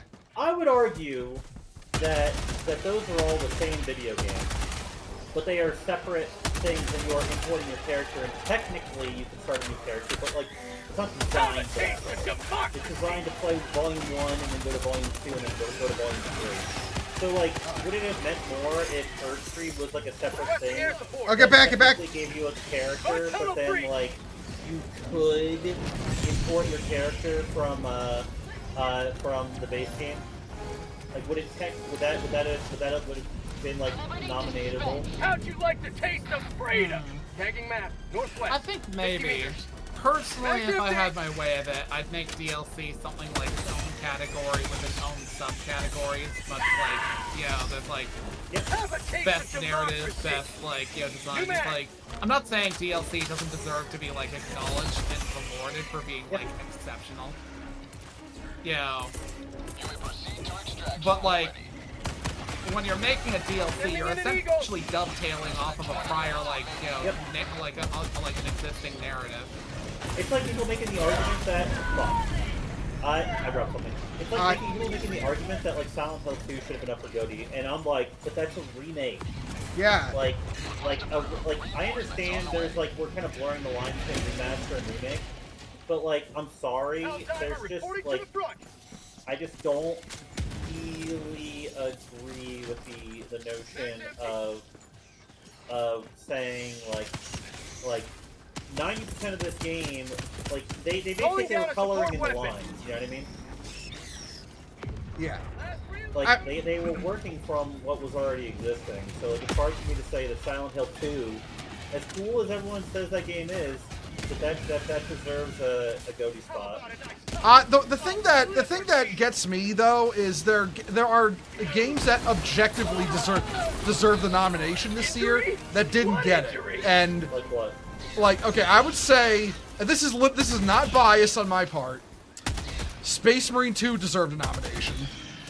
Yeah. Unicorn Overlord needed more love. And so did but yeah, Space Marine 2 and Stellar Blade both deserved a nomination, and they didn't get one. Well, I think, did you play Stellar Blade? I have not. I have not either, but from people I've talked to that have played it, they said it was really good, but it's like a solid 8 out of 10. I don't think that it would have stood up to any of the other games in Game of the Year. I would agree. See, I would agree with that. The problem is they put up this like fucking a card game. They put a card game on there. Like now have you played it? No, but I don't really think that's a Game of the Year contender, no matter how hard you swing it. Would you say Vampire Survivors should have been up for Game of the Year? Nope. And then, like, what do you constitute Game of the Year? Because if you say something that was like the Game of the Year, the game that everyone was playing and talking about, and like redefined or made a genre, or that like was like heavily like people were fucking obsessed with it, like what? Like if that's not your definition, then what is your definition? I don't know. It just seems really shady to put a card game up for Game of the Year, but avoid games that everyone pretty unanimously agreed deserved a nomination regardless. That seems a little motivated to me, you know. Well, so here's my point. So in my opinion, I think Vampire Survivors... Megaton Musashi deserved a mention. Megaton Musashi is not a game that came out this year. It finally came out on PC. I don't think so. As far as like, let's just start from Initiating attack protocol 23. Oh, one moment. There are so many Denzel Jones, thank you for the raid. Welcome Raiders. We are. Hey, welcome Raiders. I think that hi, Vampire Survivor created a genre that is currently like has so many clones and Vampire Survivor likes, it's insane. I think to say that Vampire Survivor was not a game of the year of that year is like saying that like, what was that game that came out that like everybody was freaking out about, that like where you go into places that are like haunted or have aliens or something, and like you collect shit to go sell back at your ship? Oh, Lethal Company. Lethal Company. I think like that should have been up for Game of the Year because that was just like such a humongous monumental game that people are making Lethal Company likes. Like that's what content warning is, right? Yeah. I think that if you Content warning's a lot of fun, by the way. I played it at one point.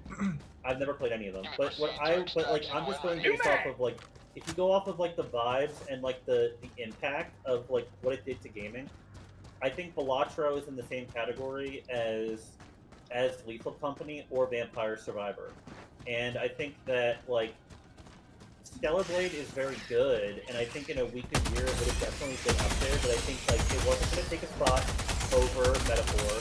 It wasn't going to take a spot over Blackwood Wukong. Astrobot is one of the best 3D platformers to come out in years, so there's no way it was going to take that. If we're doing the DLC argument, which I agree should be its own thing, personally, but like, Erdtree was going to be in there no matter what. So that 5th spot, it's like, okay, well, it wasn't going to take it over Balatro. And I'll be honest with you, I don't think Space Marine 2 would have taken it over Balatro either. Ending in an eagle. I think it's a fun game. I think it has a badass story. I think it has good gameplay, but I think the gameplay gets repetitive more than I've seen. And it doesn't do anything holistically unique for that genre like Balatro does for like card games. Requesting air support. Oh, watch out, watch out! Airstrike coming in. I don't know. I don't know. I still think the nominations are politically motivated and not motivated based on whether the game is actually good. I don't think so.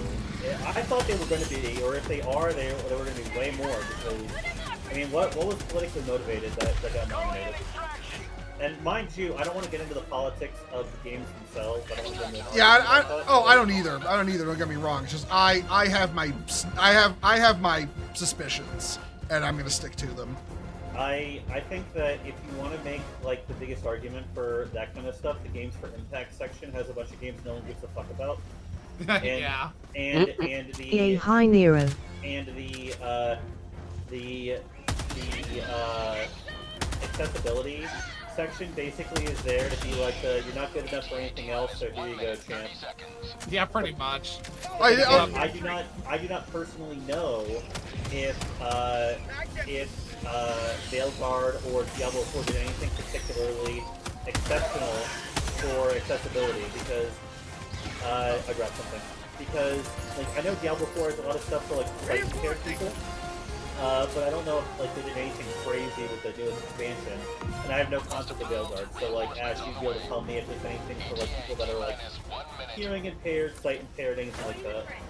You know, I'm going to say the spicy thing. I don't check for that sort of thing because it's not in my wheelhouse. I mean, that's totally fine. I just wasn't sure. Yeah, I could not tell you. Other than the fact that Veilguard's fans of people with special needs to enjoy, like. Thanks. Yeah. I'm kidding. Listen, I was the one defending you to Tier for you enjoying it, saying that it's get back! good for you. And by the way, I didn't even come up with that joke. That's a joke that I stole from somebody else. Wait. You had to defend me from Tier? No, not defend you from Tier. Just being like when you were talking about liking it and him being more critical of it, like when we were talking in the group chat a while back, that like I was trying to be like, oh well, you know, give it a chance, maybe like there's definitely a Man possibility. can't for live Clow was a big bully. No, Tier was not being a big bully. It's just I remember you two talking back and forth about things you liked and didn't like about the game, and saying and trying to see your side of things. That's not me saying that she was like talking shit or anything. That was just me saying, like, in the conversation you two had, I was trying to be open-minded to you. Everybody on. Yeah, fair enough. I don't know. I have gone into Veilguard with an open mind, and what I've played I've enjoyed, but if I were to place it anywhere it's within like the Dragon Age games, I would say it's at least 7. You know, maybe a low 8. But like, it's certainly not like the best experience I've had.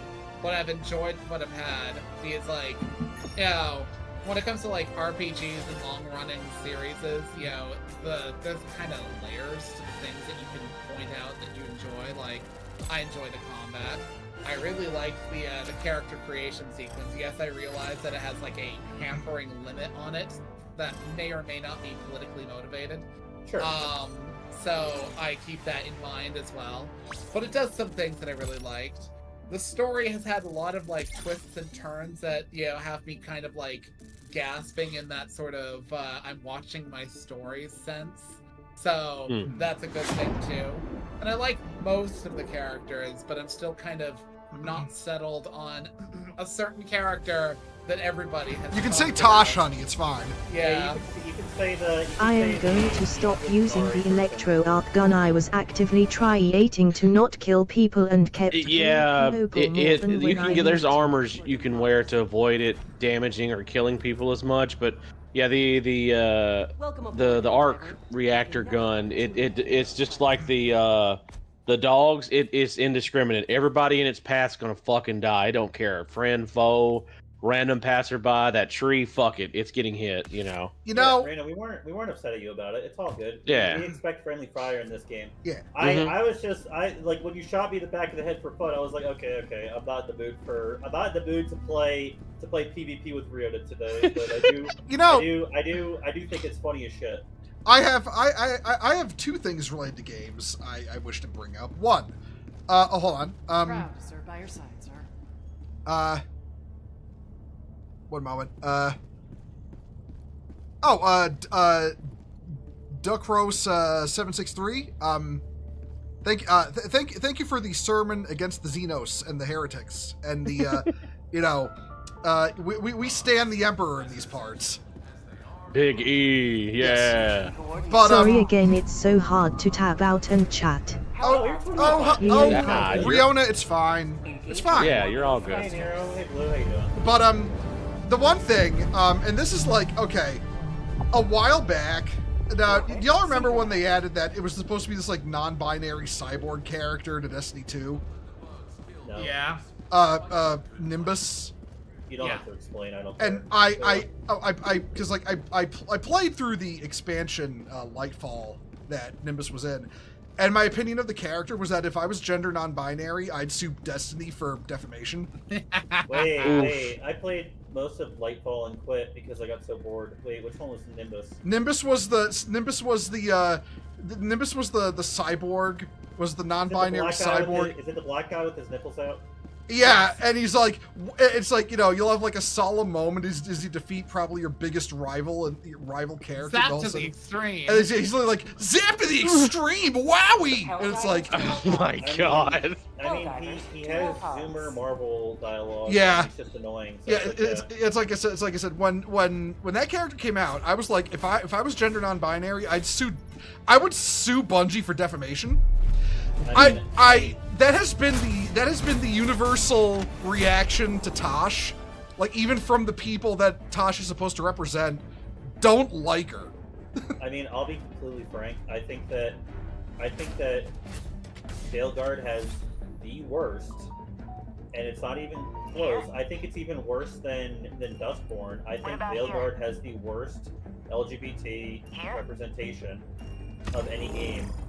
Because, like, I think, I legitimately believe that, like, they have some of the worst dialogue writers in the industry working for them.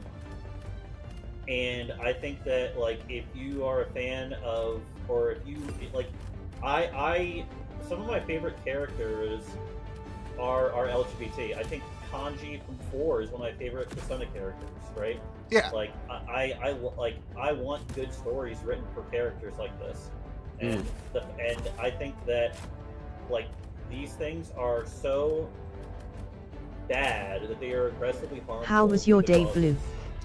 I'll be honest, because I was you know in the stream with Millie when she was playing Dustborn, right? Yeah. That game made me homophobic, and I'm gay. Oh shit. Yeah. I hope everyone is having a good day. At least Dustborn is, you know, I don't think it should be confident, but at least Dustborn is confident in its shittiness. I think like the one thing I can say about Dustborn is that it, at the very least, it's confident in its own message. Whereas Veilguard is constantly looking for the approval of people. That's why it needs to keep reminding you how you're supposed to treat motherfuckers. And you have the stupid fucking push-ups when you misgender people, and like this really aggressively uncomfortable fucking coming out. Like this is literally just, you know, someone's fucking OC. And them coming out to their parents is non-binary. The sad part is that, like, okay, so the person who wrote that character, their name is Louise. They wrote a bunch of like the best characters out of Inquisition, like oh god, Solus and Cole were characters. And I'm not sure if you've ever played any of those games. I played Inquisition, and those are two of my least favorite characters from that Whatever. game. I thought they. Whatever. You're allowed to like just whatever. Oh, Ash, I'm sorry. I'm not trying to play it. I'm sorry. That was such a tear response. I won't lie. I know. Well, like, so here's the thing. Like, I think we all agree Sarah's the worst character in that game. Yeah. I did. So to be completely frank, I did not do a ton with Cole. So, like, when I say that they're one of my least favorite characters, it is only because of the fact that I basically had that party set up by the time I got them, and they were like a late game addition. So, and to be also clear, I have been told by people that Cole has a great plot line. I just personally did not experience it. Oh, okay. So do not at all take me saying, like, that was partially me being a shitter, but partially me just saying that to get you through, and then explain that, like, I did not experience Cole. I just personally do not like Solus because like, one, I think he's kind of a dick, and two, I also just didn't. Oh my god! To be honest, because my ex in high school fucking loved him, so I was super biased from the start. Like, I was incredibly, like, do not take my opinion of Solus as like anything but like I'm incredibly biased, and I'm sorry. Well, you know what? You're honest in that regard. Everybody stand back. Do not go in there. Do not go in there. Do not go in there. Yeah, okay. I love how like you're like I didn't like them, and then your reveal is I didn't experience one of them, and the other is I didn't like this character because another person I didn't like liked it. Yes. Like actually yes. Like I think it's like at least 70% it's because my ex, like, it was like one of her favorite characters. It's absolutely not at all fair. And I just wanted to say it because I knew it would make you upset for the funny, but like, and also just to be also very clear, like, you have to keep in mind, I like Sword Art Online. So when I say that I think it's the worst writing, like, you have to understand that, like, I'm not saying that from the standpoint of like, I'm not saying it from the standpoint of like, you know, it's not Shakespeare. I just get uncomfortable by some of the cutscenes that I've watched, and things that cringe me out, I'm immediately not wanting to engage with, whether they're actually good or bad. Because here's the thing, I think that like coming out to your parents in like that kind of way should be really uncomfortable. Yeah. Like, that's absolutely. Yeah, because if you want to write it believably, it kind of has to be. Yes, exactly. It's just when it comes to things making me uncomfortable or cringe, like coming out to somebody, like is uncomfortable.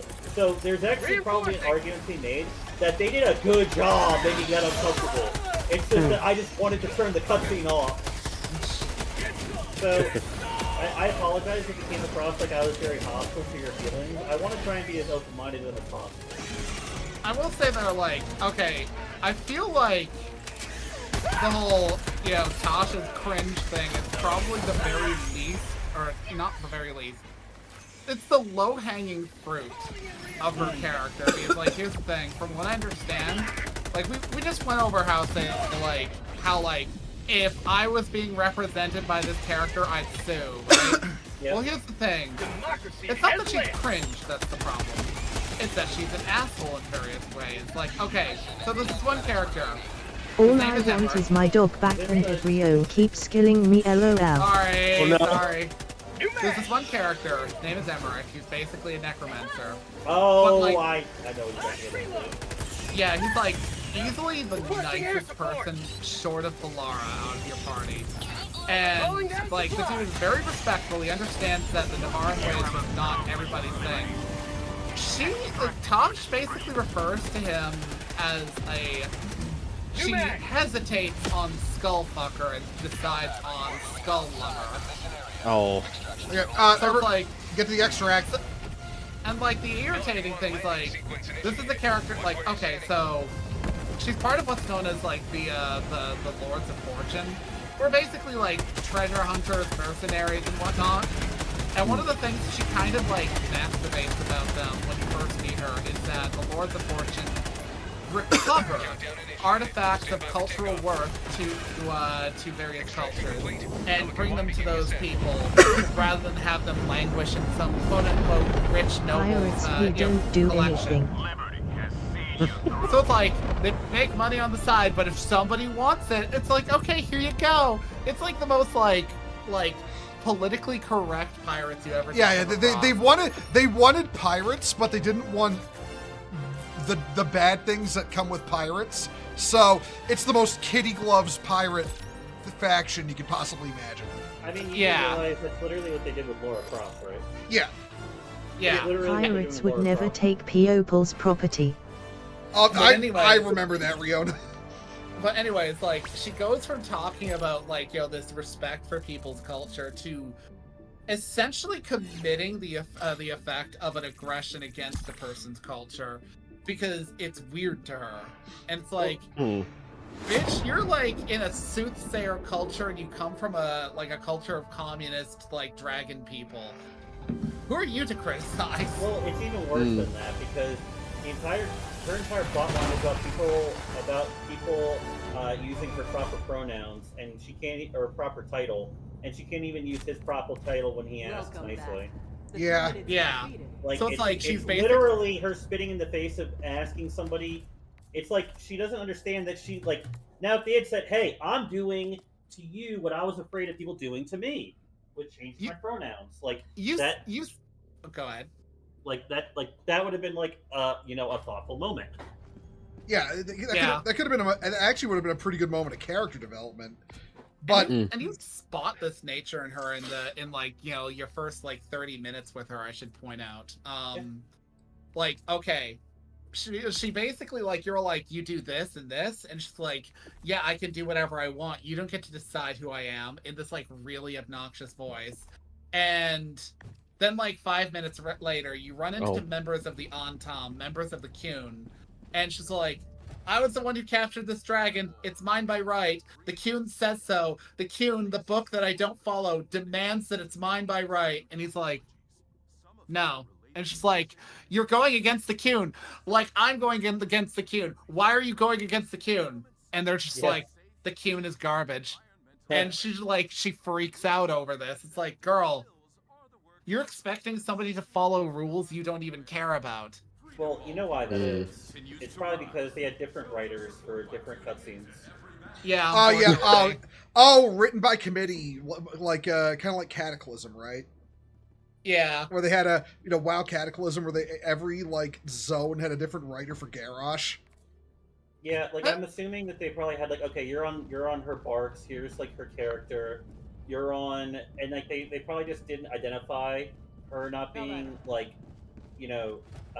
loving the Cune as like a staple of her character, so they kind of got a little bit like fucky, and then people just didn't fucking check to make sure things worked.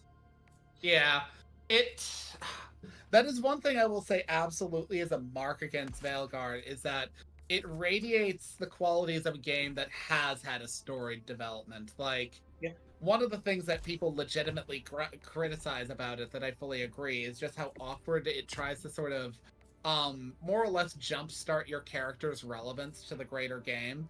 And it feels more like the game was supposed to have, like, the Inquisitor from Dragon Age Inquisition as the protagonist, but then they decided somewhere along through development, no, we're just going to reboot the character again like we've done for the past 2 games. And have, like, a new person. EA High Gamer. But unlike, say, Dragon Age 2 or Dragon Age Inquisition, that kind of established your character either with, like, a prolonged, prologue in the form of Dragon Age Inquisition, or just, like, with, like, interactions in the very, like, short prologue of Dragon Age 2, they just kind of media res your character and be like, yeah, this character's been doing this for a while, this is their backstory. And then, like, have you kind of repeat the backstory a few times so that people remember, the player remembers, hey, so you've got this backstory that you chose. And, like, go ahead. No, I was just gonna say, so, like, it kind of, like, says, hey, you have these, like, you've known these characters for a long time, and, like, it kind of just, like, shortcuts you. Not quite, but Tyron GMY like, best just enjoying and Cincy with my friends Bo and Dash and Soul. It establishes why you're involved with, like, the Soulless Hunt and whatnot. But it doesn't really, like, establish all of your connections. You meet every character that you meet for the first time. So there's that. That's fine. Like, there's this thing that happens that really, like, stuck out to me and actually caused me to, like, arrest play for about 30 minutes while I bitched about it. Mostly to Bo, because he was the only one watching my 2-view streamer ass. Oh, honey. I enjoy watching that. You may be a 2-view streamer ass, but it's 2-view streamer ass I like to watch. Oh shit! I completely forgot. Hold on. Shout out. Best to the fool. Oh, thank you.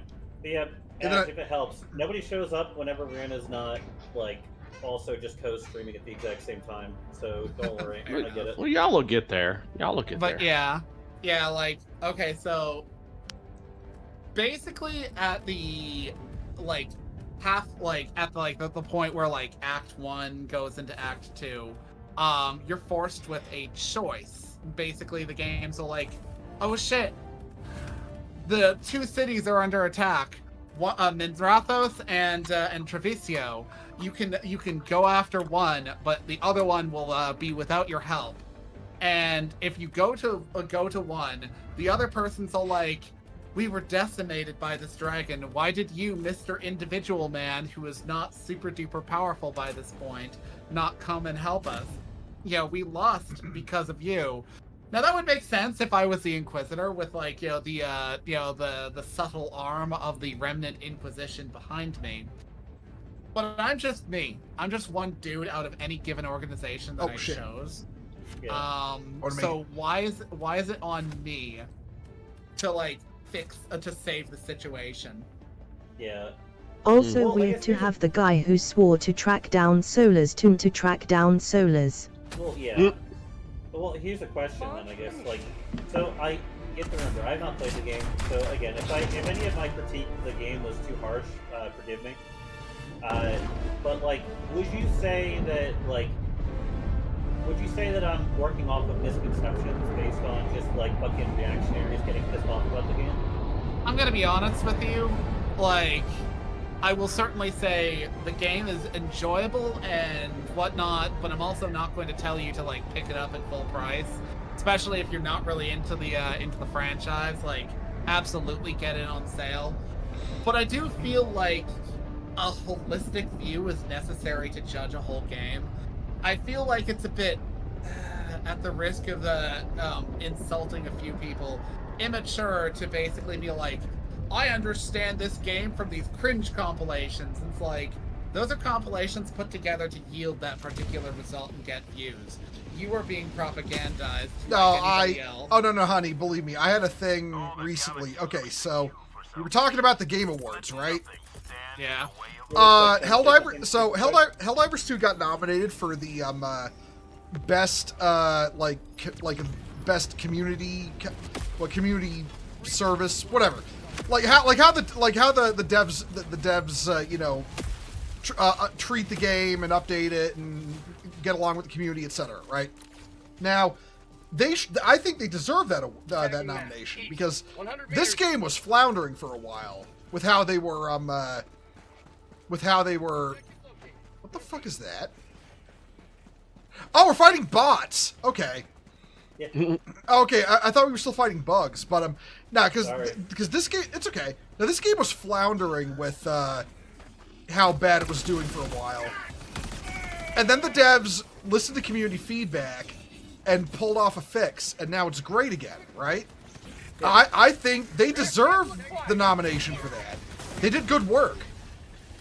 So y'all know who Mark Kern is? No. Yeah, he decided, no, the game doesn't deserve to be nominated because he personally doesn't like the community managers. Wait, because, Grums. Oh, well, he doesn't have any voting power, so why does it matter? Yeah, because he was all like, oh no, I had an argument with the community managers, so this game doesn't deserve to get nominated. And it's like, that's nice, but you're arguing from emotion, I'm arguing objectively. Yeah, but he doesn't vote for anything on the Game Awards. Yeah, but you know what I'm saying. Oh, okay.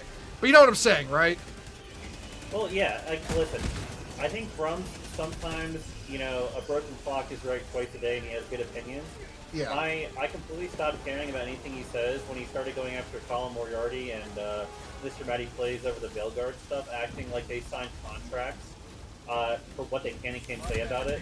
When Matty's YouTube channel is not linked to Last Stand Media at all, and when you look at that contract and it's the fakest looking shit ever, and he literally doesn't give a strawberry fuck, as long as it agrees with his opinion, he just goes with it. So like he has literally no opinion of his own. He has no integrity. Yeah. Well, he also doesn't. His opinion is just, DEI bad, which is fine. You can have that opinion. I don't care if you do. But at the same time, like, I expect you to be like to not literally, like, when it's the fakest shit known to man. Like, it hurts your state. It hurts your. It hurts your side. Yeah, it hurts your position. It makes you. Yeah, it makes you. Basically, it's like you reacted more on emotion. Now you're wrong, and now you look like an idiot. Yeah, and it calls into question everything else. Also, really quick, before I forget, Ash, I do apologize if I came across too harshly with my criticism. Nah, it's okay. It's more. Oh, no, I love Dragon Age, so like I'm talking from a place of. I love Dragon Age as a franchise, so I'm talking from a place of disappointment. Yeah, fair. When I talk about things like this, I try to give as, shall we say, like a complete idea of a thing. I don't try to like sugarcoat things. I'll say what I like, but I'll be honest about it. Yeah.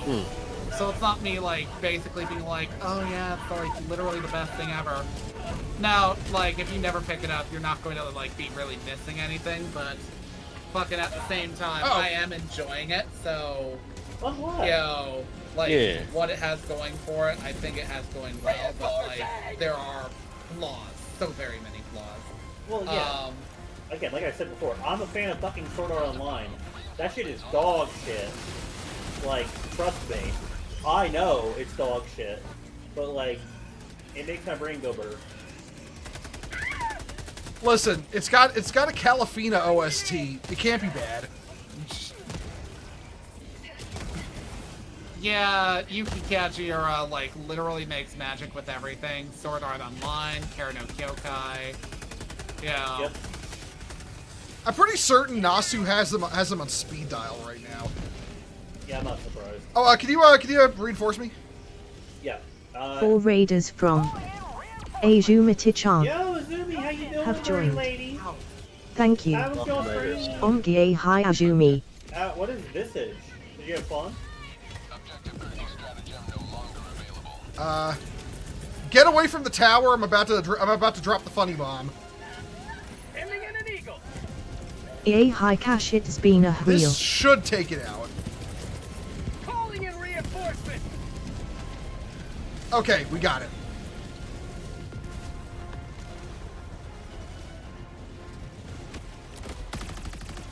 I will probably play Will Veilguard. we was stream cutie. I will probably play Veilguard when it is on like massive sale. Like I'll probably pick it up for like $20 or something.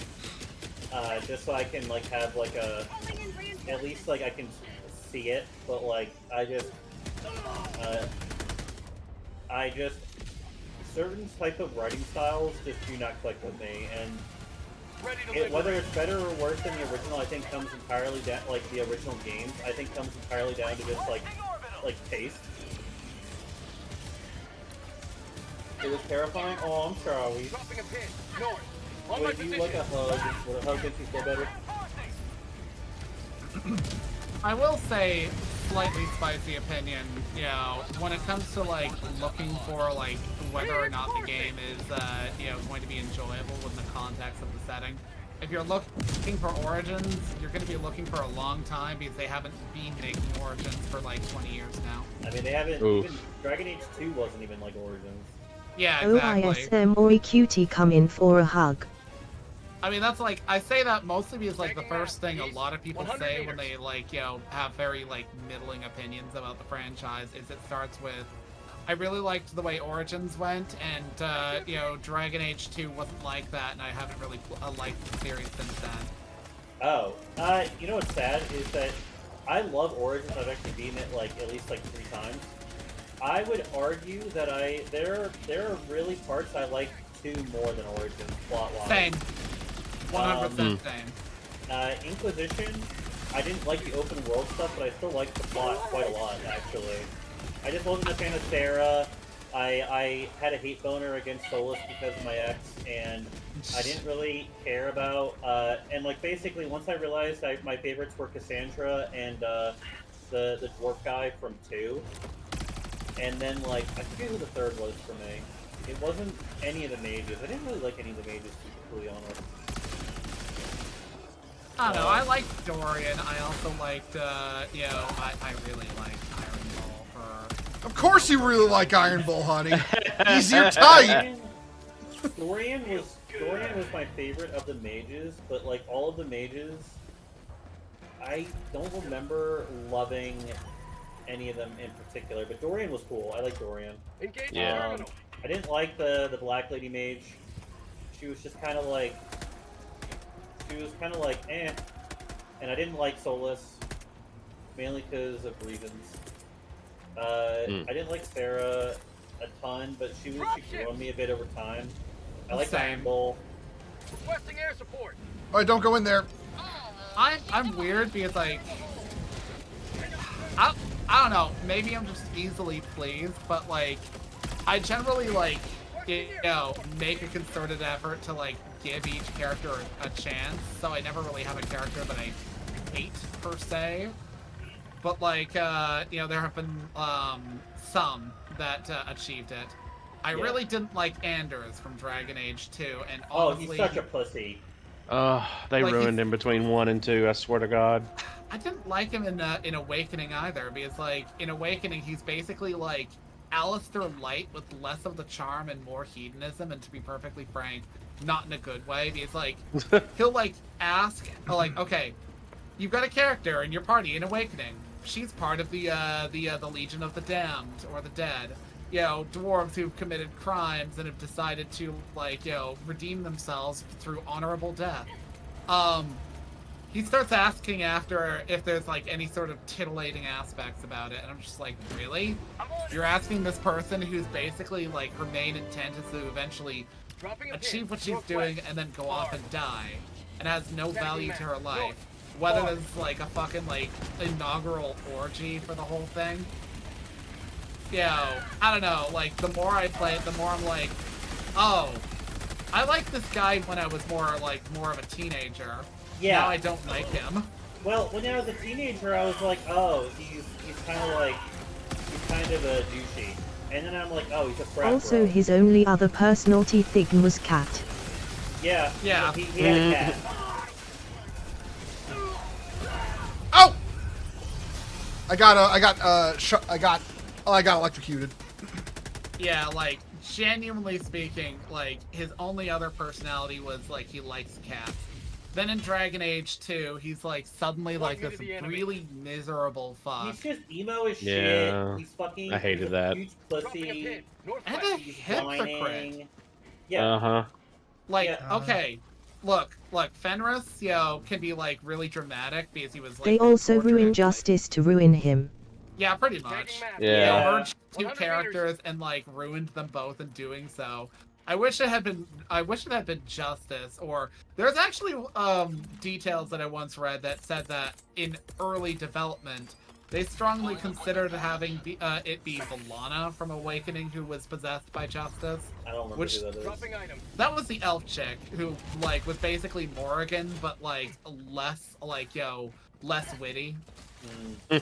Like she was basically like a bitter Dalish elf who finds out that like pretty much everything she was like intent upon was like based off of a lie, and in fact she was being manipulated by her sister and the architect behind the scenes.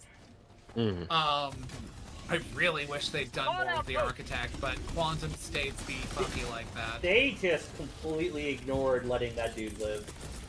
Yeah, that should have been like, look, that was an important detail even before Corypheus came back, because that dude was also one of the prior Avenger Magisters. He just didn't remember. Ah, shit, my 500 kilogram hit a tree. Oh, I hate that. Damn that planet. But fucking like, getting back to that, in Dragon Age 2, fucking like, Anders, like, okay, this is the thing that really pisses me off, like, in retrospect now. So you know how, like, in Dragon Age 2, its whole, like, system is based off of, like, friendship or rivalry and whatnot. And, yeah, you can have frenemies and, like, all that. Yeah. And while, like, technically, your rival choices aren't necessarily quote-unquote bad, you can still frame it as, like, a rival choice is you doing something negative for most characters. A friend choice is something you doing something good.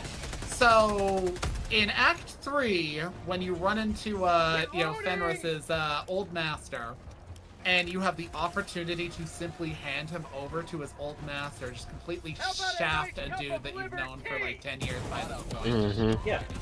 You get friendship points with Anders. Mr. Magus should be free.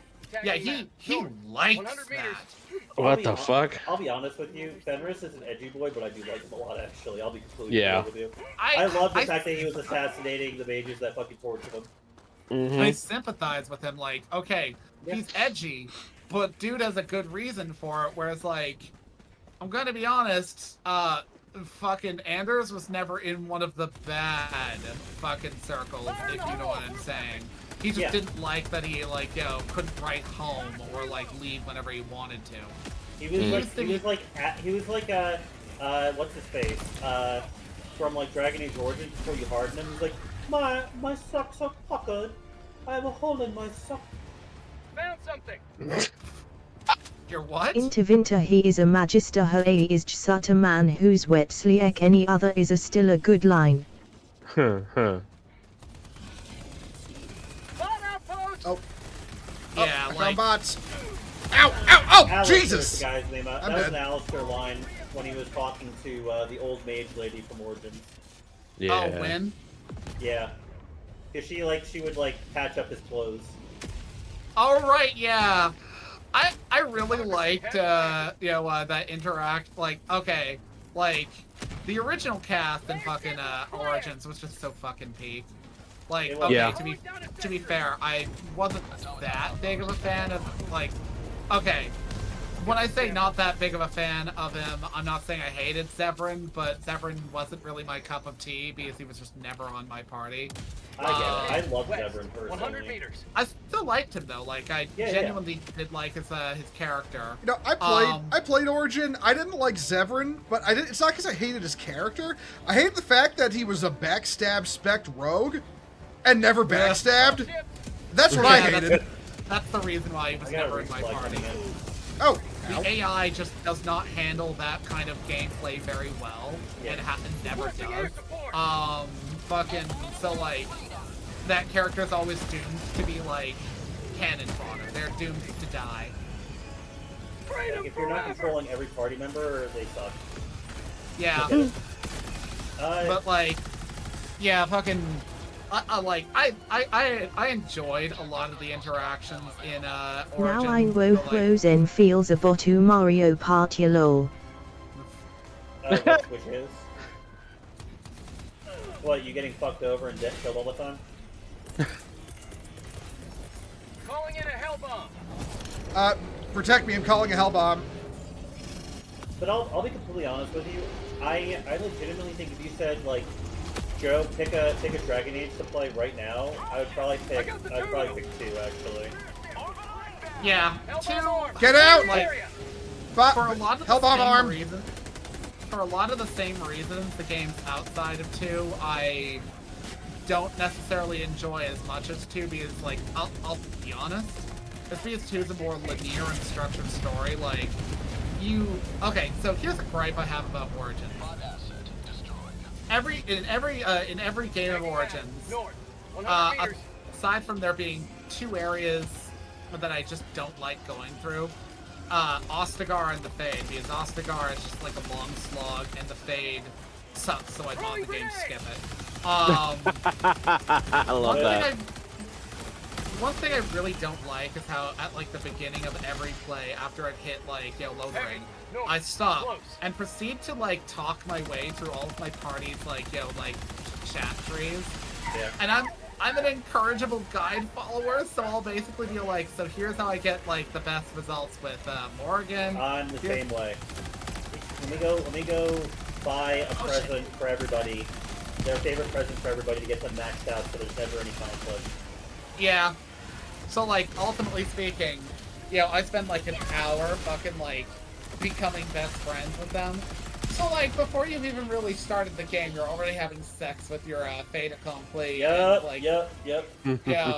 But, like, for pacing issues, it's so lacking in gravitas. Like, you literally just started the game and already you're like, giving Morrigan the business, even though she's basically like, I am a man-hater and a witch.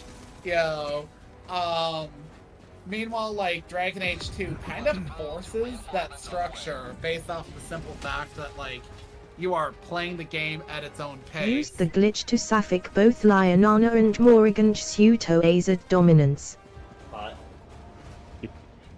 You're about to be one of my favorite Alistair lines, though, where he's talking about Morgan's like, first it's like, I like you, then all of a sudden, zap, frog time. Yep. Oh. I wish I had more to add to the conversation, but I only ever played Origins, and that was a long time ago. I will just continue to smile and nod. I love Origins, and I think some of the plots in some of the areas are great, like the elf area where you go into the ruins was great. The human manor lord shit where you deal with like the fucking kid. That was great, except for the fate. That sucked. Yeah, as I said, I mod the game to skip the fade every time. I also mod in the ability to like respec your character early on because that allows you to respec your your party mates up to and including Zevran's classification as an assassin, so you can actually field him as a party member. I feel like I did that too at some point. Even with the controversy with the community manager, this game is legit good. I'm already kicking myself for eating it from my library. Listen, I understand why people removed it from their library, because Sony did that thing where you'd require... Nicey. You'd require... Oh, shit. Or, Sony did that thing where you'd require PlayStation Network to play it. Like, I understand that, but people blame the devs for that when that was Sony. Mm-hmm. Like, the devs fought... oh, shit. The devs fought to get rid of it. Well, the devs fought to get rid of it because it wasn't working when it first launched. Like, they got it removed because they would have had to push the game back. Knowing, and like, they were not as obvious about it as they should have been.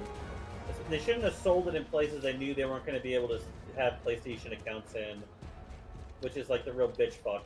I mean, yeah, no, that's true, but again, Sony does the distribution, not them. So, Sony distributed it in the places where it suddenly became unable to be played because of that requirement. I agree. Like, again, that's a Sony move. Hold on. Like, I fully believe, you know, it should be criticized, but I also believe the accountability for it should go on the people responsible. Mm-hmm. Oh, there's a tank there. Fuck. Hold on. I got a thing to throw at it. Uh-oh. What did you just throw in there? Whatever that is. A tank is right there. West. Close. Oh, I thought I got it. I can maybe kill it. Hold on. Oh, nope. It doesn't know I'm here. It knows I'm here. Oh. I got it with a sticky. Okay. Oh, there's another one. I have some rockets coming in. Oh, shit. Yeah, there's another one.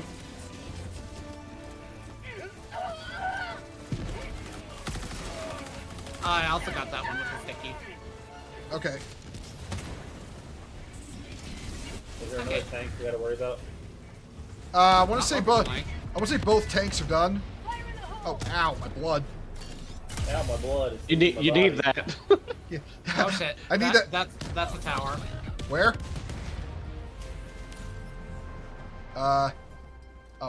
Oh, shit. Yeah, the sticky bombs work on those two. I Do I might kill have. that? No, I threw it into the tree. Do we have to kill that turret thing? Yeah. Ah, Or it's gonna keep. I had to mute myself. Ugh, sneezed. Boo. Yeah, I get that. Can we take a moment to appreciate the votumsness of the battlefield y'all are on? Man, I got flashbanged by the worst Yay, hi, information. Cal. Hey, Cal. I got flashbanged by the worst information the last time I was playing Space Marine on stream with Millie and Ash. How is best captain today? So, so I've regaled the tale of the Boku no Pico incident, but talking about that, we were talking about how the guy who made it, like, worked on a bunch of shit that I didn't know he worked on, like Zeta Gundam, Gundam Seed, Ideon, Votoms, fucking Baki. Sometimes you do one for me, one for you. Like, finding that out was actually like my 9/11 for me. I'm not gonna lie. That explains so much random shit in Zeta Gundam. Yeah. Oh. I haven't seen all of Zeta yet. I just started watching it because Millie has brain rotted me on Gundam, and now I am watching Zeta for the first time. So I have no frame of reference for what you're talking about. You'll know. I'll know. Oh. That's menacing. I took a chance with it, but yeah, no, it explains some stuff. I don't know what Damn. to do. Maybe select numbers. Okay. We got that. Big boy. I don't know what to do with this station I'm at. Oh, hold on. I think. Oh, we're at the nuke platform. Okay, Bass, you need to be brave for me. Okay. I need to what? Go down. You're a brave boy. I need you. Okay, I need you to go down there. There's things you got. There's little plugs you gotta unplug. There's 4 of them. Are these things here? Yeah. They're in a circle around the. Get on. They're those things that circle around the Engaging terminal. the thing.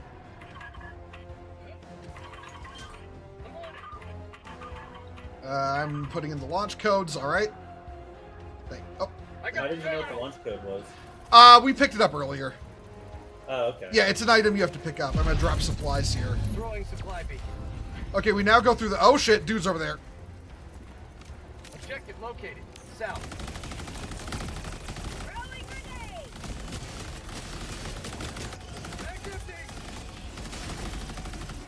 Not sure if I'm feeling the Plaza rifle from like the main pack at the like final tree. Yeah, it's kind of.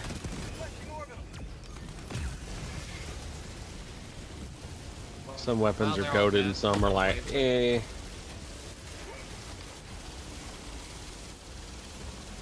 I'll blame the Cool art. the Hey, Ward. tech people. Hey, Warden Wolf. Thank you for complimenting the new avatar. I literally put this together right before stream. Yeah. I use this program called VetoTuber Mini, and I learned some rudimentary editing in like some shooping in order to get my character to do stuff like blink or ow. Oh no. That is cool. Yeah, like blinking or the eyes glow effect or the eyes glow while blinking effect. It's nothing like super fucking complicated. I don't know how to animate. I will fully say that. But I kind of like, oh, I can do this, and this looks convincing enough for me. Fake it till you make it, like that. Yeah. All right, I'm on the turn. everybody, run! Oh no. You could have told us to get away before you did that. High knees. It's an ICBM, dude. You don't want to be near that when it launches. Wait, it's going. Okay, everybody, back up on the platform. Look to the east. We're seeing if Gondor's aid is coming. No, here comes the sun. Oh. Salute the atomic bomb. There we go. So All right. Can we leave now? We can leave, yes. Extract is... Dropping a pin. Nope. East. Nope. Far. Come on. Stupid map. Hold on. Tagging map. There we go. East. All right, let's Far. go. Oh, it's far ass way. Yeah. Did you see that? It's a Gundam include a comment from you in his... He did? What'd he say? Which comment was it?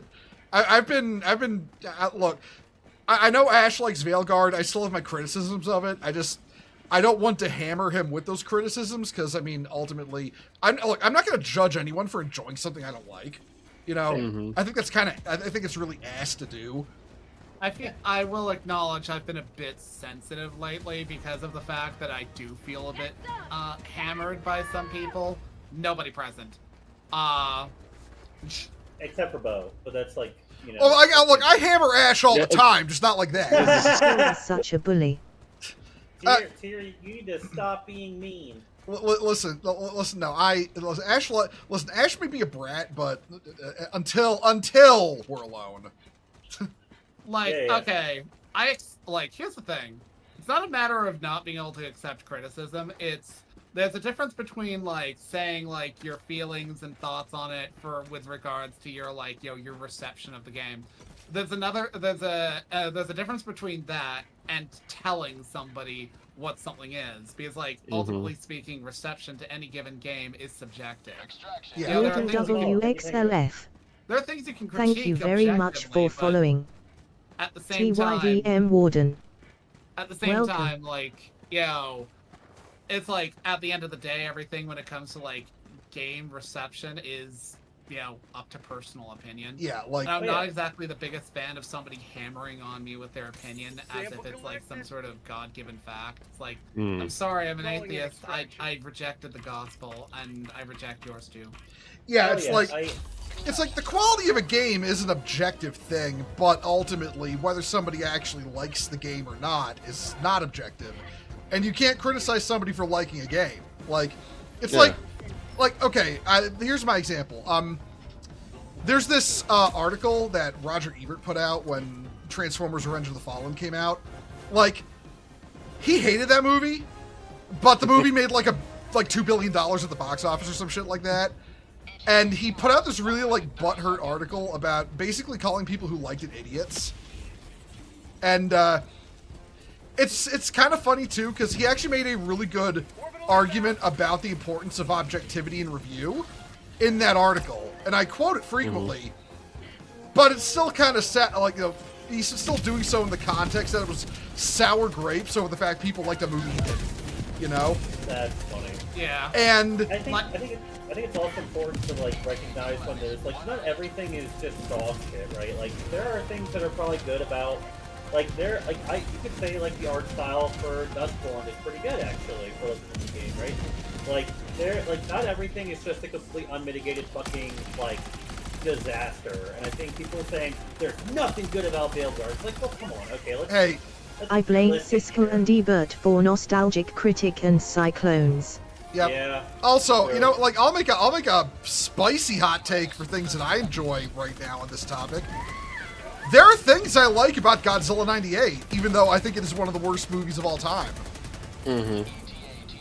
I think, because it kind of falls back. For example, the argument. Oh, because y'all know which one '98 is, right?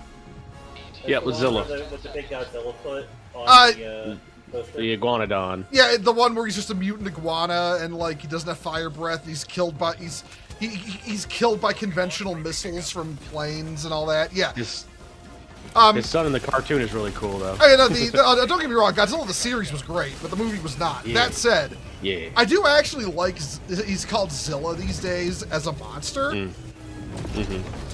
I think there was potential if they hadn't made it a Godzilla movie. Like, it could have been a little more acceptable. I do not believe I do believe the argument it was a good movie because there are people who argue, oh, it's a good movie, it's just a bad Godzilla movie. It's like, no, it is a bad movie. It's a bad Godzilla movie and a bad movie. But I feel like there was potential in the monster at the very least. I get it. Like, I think, yeah. So that I don't think that's bad at all. I just think monster's not Godzilla. So like, there's things I like and things I hate. Well, yeah. Like that. I think that that's like me saying like I love Naruto and Shippuden, but I think that Naruto has the worst written female characters in any series in any anime series I've ever seen, probably. Wait, which hold on, which anime is this? Naruto. Oh, Naruto, yeah. I think that if you Boss Baby was the worst Godzilla movie. He wasn't even in it, and the lead kept shooting women in the face. Yeah, thank you, Rana. I needed that laugh. I don't think you fucking saw the right movie. That's like that's like the oh my god. That's like the poor people who want like who say like for my birthday I'd like a DVD of a movie, and then their family members get them the Asylum cheapo ripoff version. Helldiver. Glad to have I feel so you. sorry for them.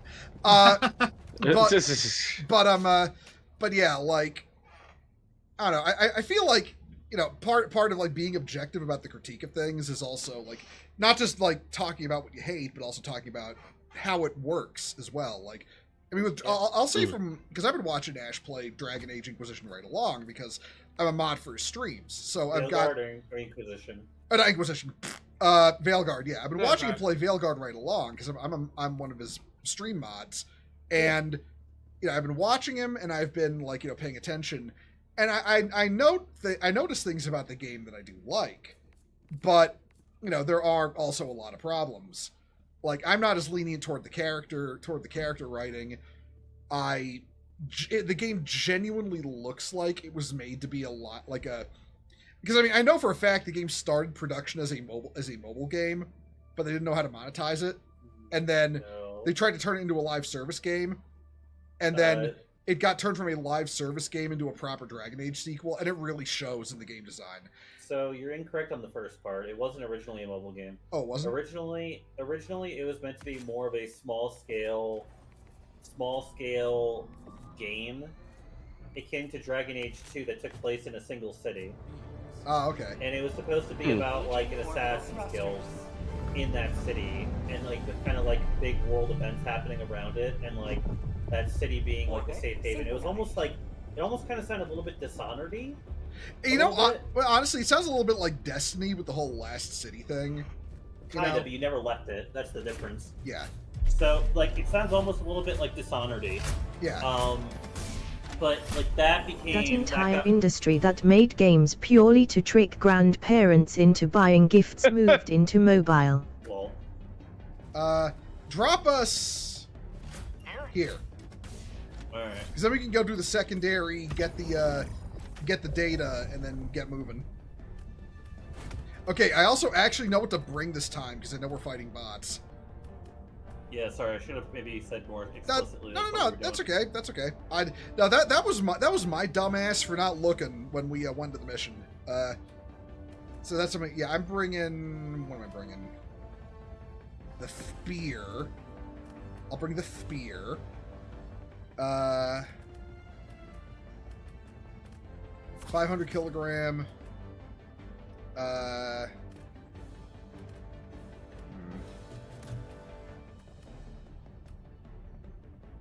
Eagle Airstrike, and the orbital piss laser. Pinky. But that's the Kiva laser. Okay. Yeah, like there are definitely things Veilguard does wrong and things that it does well. Like a lot of like the lore developments I've liked, and you get a lot of those like character moments out of it that are actually genuinely good. Like there's this point towards the second act where you start kind of getting a bit of the 411 on what happened all those years ago when, like, you know, Solus went and, like, sealed the Evanurus behind the, you know, the Hey, thing. hi Edgar, how are you? And you get a lot of these, like, world-shattering realizations that would be devastating for certain people if it got out. But also you get these, like, acknowledgments of the impact of what you learned with respect to the lore of the setting. Like, they have an actual honest-to-God discussion about how this impacts, like, the religious beliefs of the world, and... That was... that's the kind of shit that I fucking want to hear You know, about. I'm like, gonna... Actually, I'm gonna add a little thing on there. This is something I'm highly critical of in writing, because people... I just really hate that they got rid of the Dragon Age keep. Yeah, hi Obi. I mean, y'all know I'm Roman Catholic. One of the things I really hate about modern writing is how they try to do the... A lot of settings try to do the, oh, your faith is a lie, stop believing right now, you know? They write it like that. I won't say the particulars, because I don't want to spoil people who may be playing Veilguard, like, right now and haven't got that far. They get to the point where there's a shattering revelation about the religion of the world. Reddit writers. And you know what? They actually don't do that whole stop believing right now thing. They say, just because you've learned something doesn't make your faith illegitimate. And I was like, you have the Inquisition too, right? Huh? Oh yeah, they kind of did that. Yeah, in Inquisition, like Inquisition, I feel like was fairly nuanced about it. He's like, okay, here's the thing. Yeah, sure. The obvious hand of God was not actually felt in like the activity. I'm gonna die! Oh God, I'm gonna die! I'm gonna die! Help me! Ow! I'm dead. Yes, the obvious hand of God was not involved in your character's, like, exploits, but at the same time, perhaps it doesn't need to be an obvious one. You know, like, keep in mind, a random dude causes a dovetailing chain of events that completely, like, dethrones whatever the plans of those who were, seeking to do what they were doing, as they are. Proceeds to do what everybody thought impossible by surviving being in the Fade physically. And then, like, proceeds to, like, do some, like, immensely awesome shit within the first act of the game. And, like, all of that is not just something just some dude could do. There is the very real argument for provenance being at work in what you are doing. It's just that you weren't, like, literally led by an emissary of the Maker. I mean, I like the idea that, like, Futurama posed when Bender met God, and God's like, you know, if you do something right, people won't know you did anything at all.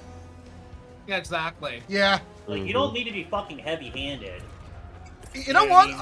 Honestly? Okay, this is a little Space Marine 2 related. There was some writing like that in that game. At the very end of the game, after you've like beaten the big bad and it's like questionable as to whether you survived or not. Huh? I haven't played the game yet. Oh shit! You don't want me to spoil it, do you? Not really. Oh god damn it! Because it's a really good example. I was planning on playing it. I just didn't want to buy it at launch for full price. Okay. Well, you know, okay, I won't say it then. I'm sorry, Best. No, it's fine. Assume that I'm really impressed with your example, and I really agree. Okay. You know what? The people who did play Space Marine 2, you know what I'm talking about. Yep, I know. Okay. Does it turn out the Emperor was a Reddit mod all along? I mean, he was a turbo atheist. Remember? Of course, he was a Reddit mod. True. All right, I'll bring you back.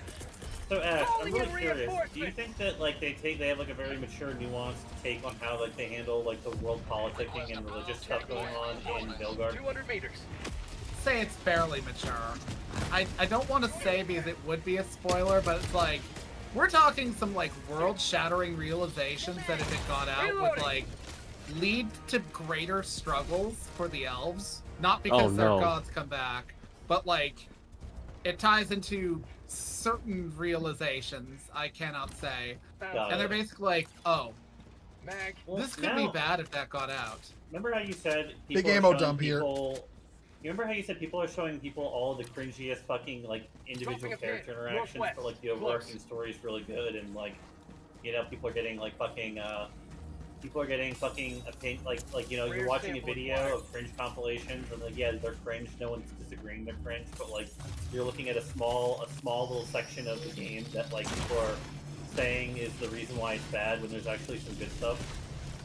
Yeah. Am I basically being like, am I being propagandized? A little bit. I would say so. Like, okay. I will say, as somebody who does not like the game, yes, you are. You absolutely are. Look, I'm not going to say the game is perfect. Again, I want to give an honest perspective, but in my opinion, I feel if you're going off the, oh, I watched the cringe compilation, so I know that the game is bad. It's like, every game has fucking cringy moments in it. So, for context, other than watching clips, I watched about the first 6 hours of the game in like Let's Play format. Yeah, fair enough. He's got so like, it's absolutely the Way case to re-S90 moments that stand out to you as good.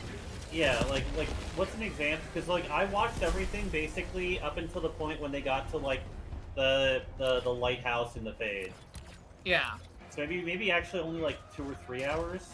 I forget. That is quite literally like the opening tutorial. Okay, so I've seen basically the entirety of the opening tutorial. How long would you say that is? Like 2 hours? Tagging map, northwest. 100 meters. It's not a very long tutorial, but at the same time, like it depends on how much somebody's like dragging it out. I think it was like a 2 hour or 3 hour thing, but I could be. I also watched the character creator too, though, so maybe that's why I was thinking it was like longer. But yeah, okay, so let's say for the sake of argument, I've seen like the first 2 or 3 hours of the game. So like for what Rihanna said, like what's a point in the game that you think is like chef's kiss? Like this is like peak-ass Dragon Age fucking type writing shit. Honestly, I would say it's like the points like it comes in at like the second act where you start getting into like the nitty-gritty of the behind lore. Because the first act is really just like establishing various characters, various factions, and like, you know, setting them up. What the fuck? Oh no. What? Yeah, I'm dead. Oh no. Not dead yet, but the game literally I just got physics into the air and died. Oh. Sorry. Yeah, I don't know what happened. I suddenly flew off into the sky. I've got the super solid. Love that. I've got the super solid state drive. I just gotta plug it in.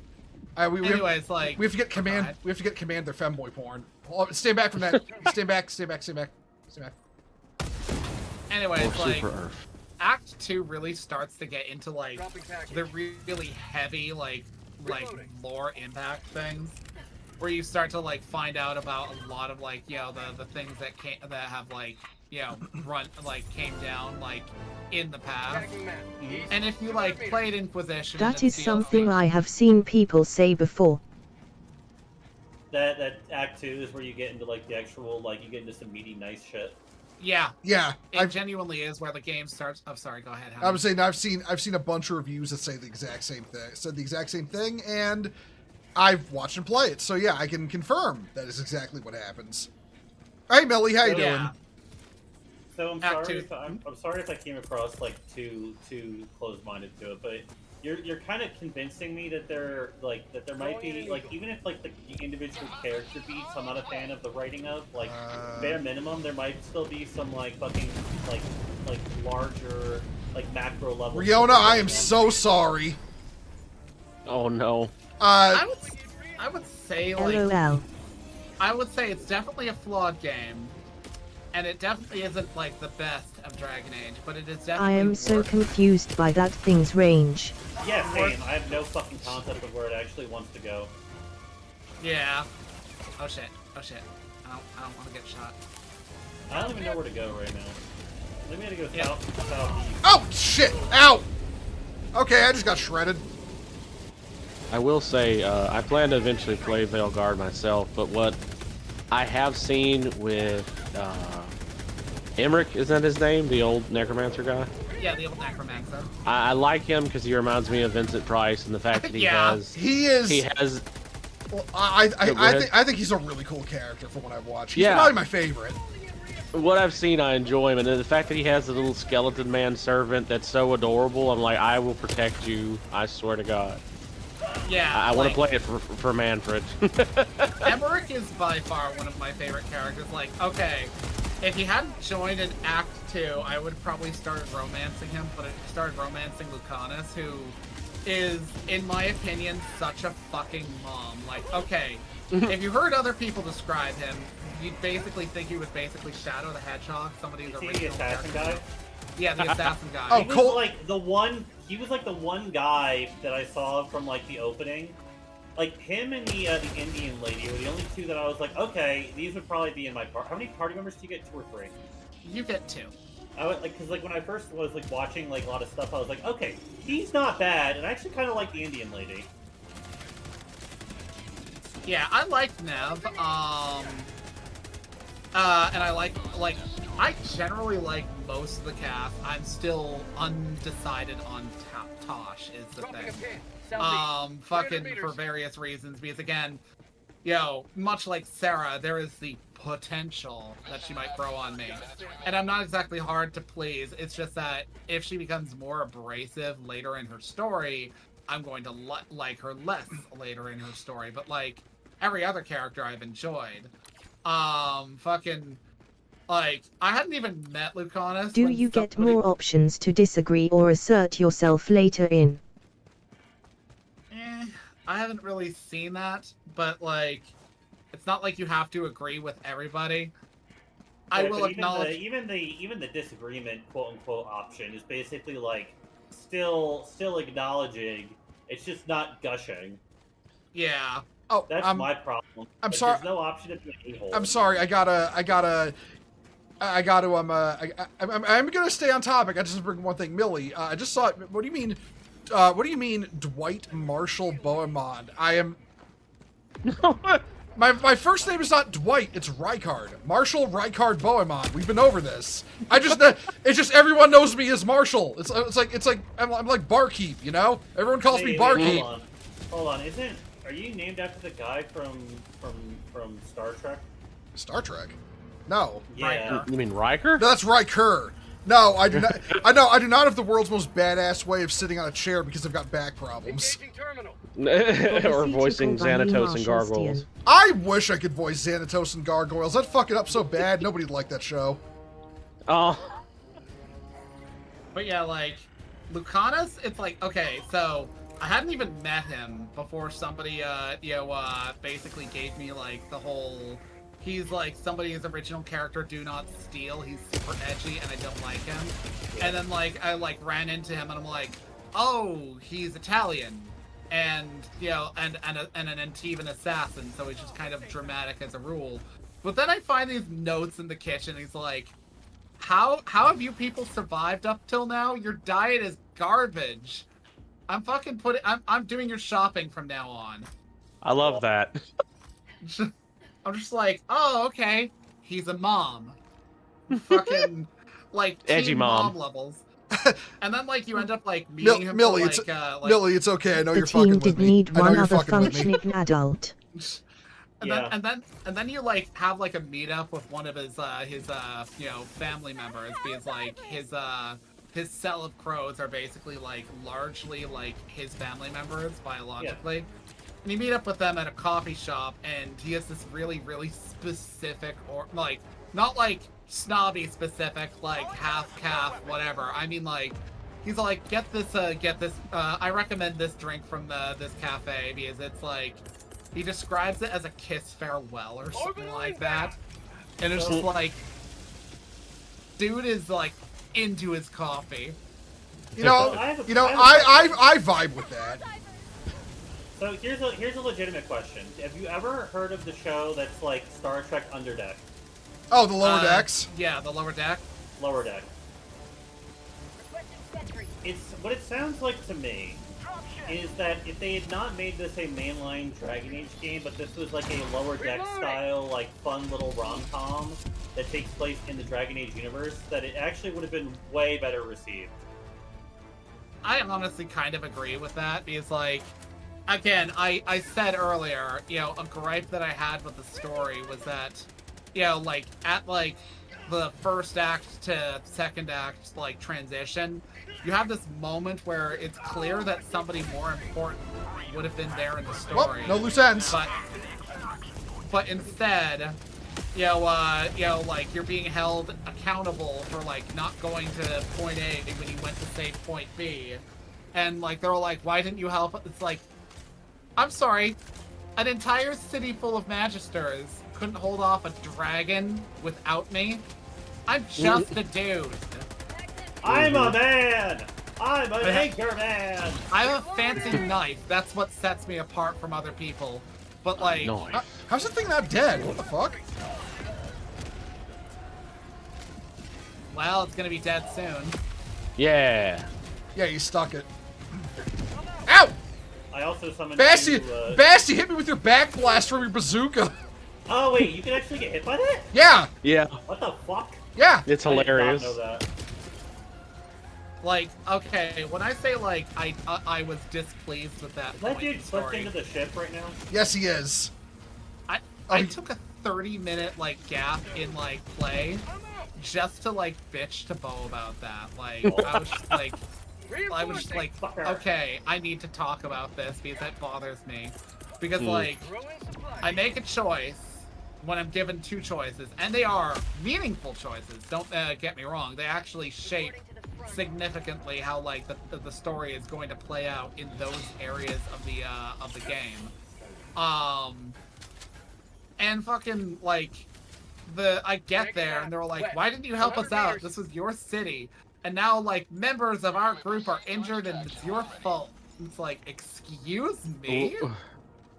Bitch. Wow. It was an extremely weak. Oh, point you've of the gotta story. be fucking my ass right now. What? Uh-oh. I fired a spear to kill a fucking dreadnought, and it hit a tree branch. Oh, I'm sorry. The planets that have these trees are the worst because of that shit. I hate them. But again, I would say like Act 2 genuinely it's where it has those chef's kiss moments of like lore development and like interactions. Fucking Emmerich joining at that point is also a highlight, because like at one point you basically like have a sort of like, it's not like a high stakes sort of like party mission. You just go to like the grand necropolis with him and do some like rites for the dead, and then have tea in the graveyard with him while Manfred surfs it. Oh, I'm just like, this is so Vincent Price, maybe with a dose of Gomez Adams. Yep. Oh, I love that. Adam's family. Mm-hmm. Fuck. Get Bast back in. We're gonna take out these last few bases on the way to extract. Oh god.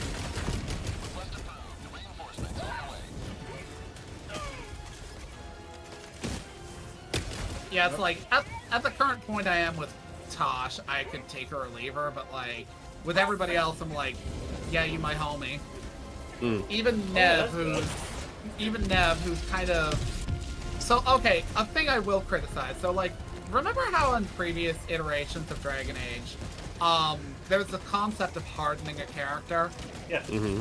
Yeah, so, like, in fucking Liliana's mission, you basically, like, harden her by telling her, yeah, you were born to be a bard, and you're just fooling yourself into being, like, you know, a priest.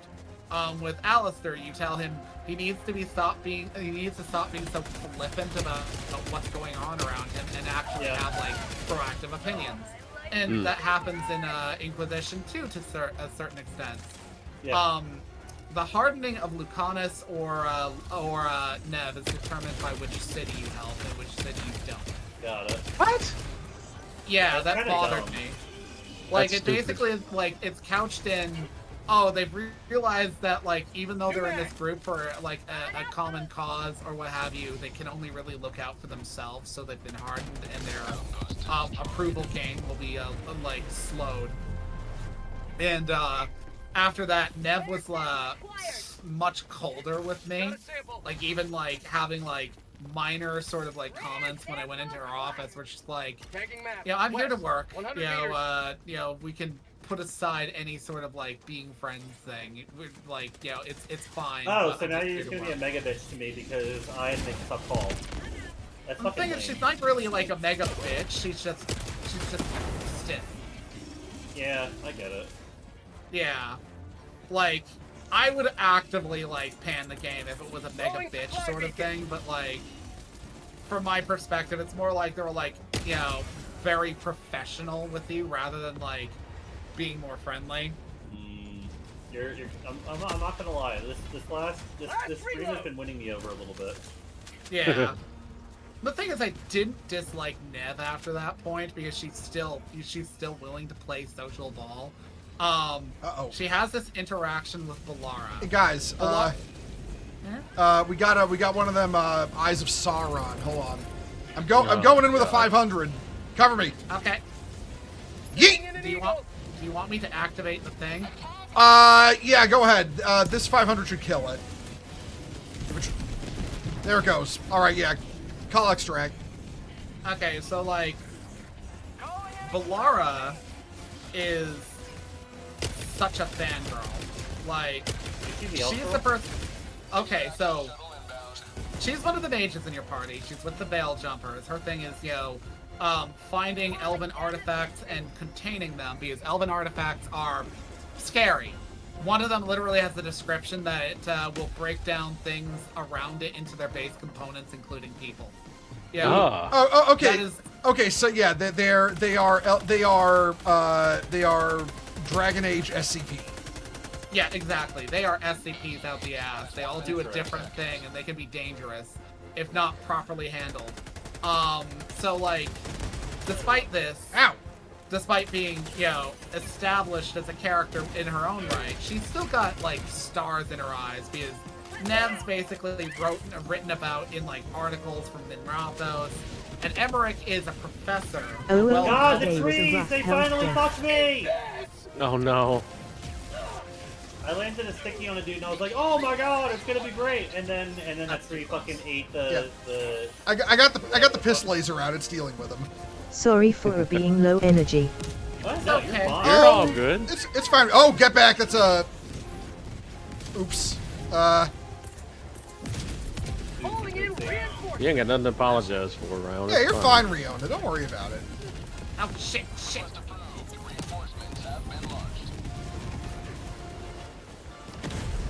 Yeah, don't go in there. It's on fire. Okay, it's not... Fire bad. It will no longer be on fire in a second. But yeah, like, you know, she like at one point has this interaction with Nev about like how she was trying to follow serials being written in like the papers and the Minrathos. Yeah. And she's like, I only get them intermittently, so I never really get the end of the story. And Nev's just like, you know what? I'll track them down for you. And then, like, later on, even after she'd, like, cooled towards me, was still like, yeah, I got you the cereals you asked for. And like, Valara's just, like, elated, and then, like, later talks about how, like, she really enjoyed it, and Nev's like, yeah, if you ignore the sequels, you know, you could just assume that it had a good ending. Ah! Riona, get on. She's just like, wait, there were sequels? And she's like, I mean, it's Midrathos. There's a business for tragedy. So, like, she's basically having these, like, you know, just fond moments with people. And when I say Valara's a fangirl, I mean, like, so she's the one who contacts Emmerich and is, like, your hookup for that. Yeah. And he's basically all like, call me Emmerich. And she's like, Professor Emmerich? And he's like, no, no, no. We're not in a classroom. Emmerich will be fine. I love him already, Jesus. Nice. Okay, we're actually close to end of stream time. Yeah. Do you want to raid out for the night? Yeah, I was going to say, yeah, there's about 10 minutes left of my usual time. We're not going to be able to get another game in. So, yeah, I'm going to... Let me see who I have to raid. Oh, shit! I could use some medicine for my cough. Yeah, get you some good meds, Riona. Hold on. Shout out Riona, because I completely forgot. But there, go follow Riona too. Typo. Yes. All right, Do now it. do it. I apologize for dominating the fucking Oh, honey. Oh no, honey, it is literally fine. It is literally. I've been enjoying fine. y'all's conversations. It's a-okay. We're here to murder, spread democracy, and talk about video games. It's all fine. Yeah. Yeah, and you actually opened up my opinion a bit about it, where like I think I've been getting a little bit too. None you're fine, Ash. I've enjoyed seeing you talk about two things. I'm sorry if I've been too harsh on something you liked. Nah, it's okay. I don't want to give the implication that I can't take criticism of the things that I like, or that people can't talk about them from their perspective. You know, there's a difference between being like, I don't like thing, and somebody giving the aura of, I don't like thing and you're not allowed to like it either. In fact, a positive opinion in my general vicinity will be considered a threat. No, I guess that's some annoying bullshit. Hey, Riona, who are you thinking of raiding? I see Sandy's live. Sandy... Lightning. How do you spell that? I can get it for you. Riona, did you have an opinion for someone else, or is it okay if we raid her? Sandy Psygodopi Opal sure. Alright, let me post Sandy's great. Yeah, okay, post her. Happy to double team her with Bo. Yeah. Alright, let's see, let's set the raid up. /raid. I'm gonna... Yeah, thank you all for coming. Have a good night. Thanks for chilling Thanks. with us. Yep. Thanks for inviting me along. Yep, I am assembling the raid real quick. Thank you, Bo, Ash, and Sugar Soul for the wonderful evening. My pleasure, honey. Yeah, anytime. All right, yeah. Yeah. The raid is gonna go out as soon as I. And thank you, my Darkling Soffer Macking. Right, the raid is going to go out in a sec here. I'll be back tomorrow. I'll be playing the Call of Duty Infinite Warfare campaign because I like that game and I'm being totally self-indulgent with it. For being here and making this such a wonderful evening. Yep. Yeah. Yeah, I will see y'all tomorrow, guys, at 7 p.m. Thank you, everyone, for coming along and spreading democracy. We'll catch y'all later, and take care, everyone. Bye. Later's all on both Tonight ends. was SSO fun, and I hope to see you alla again.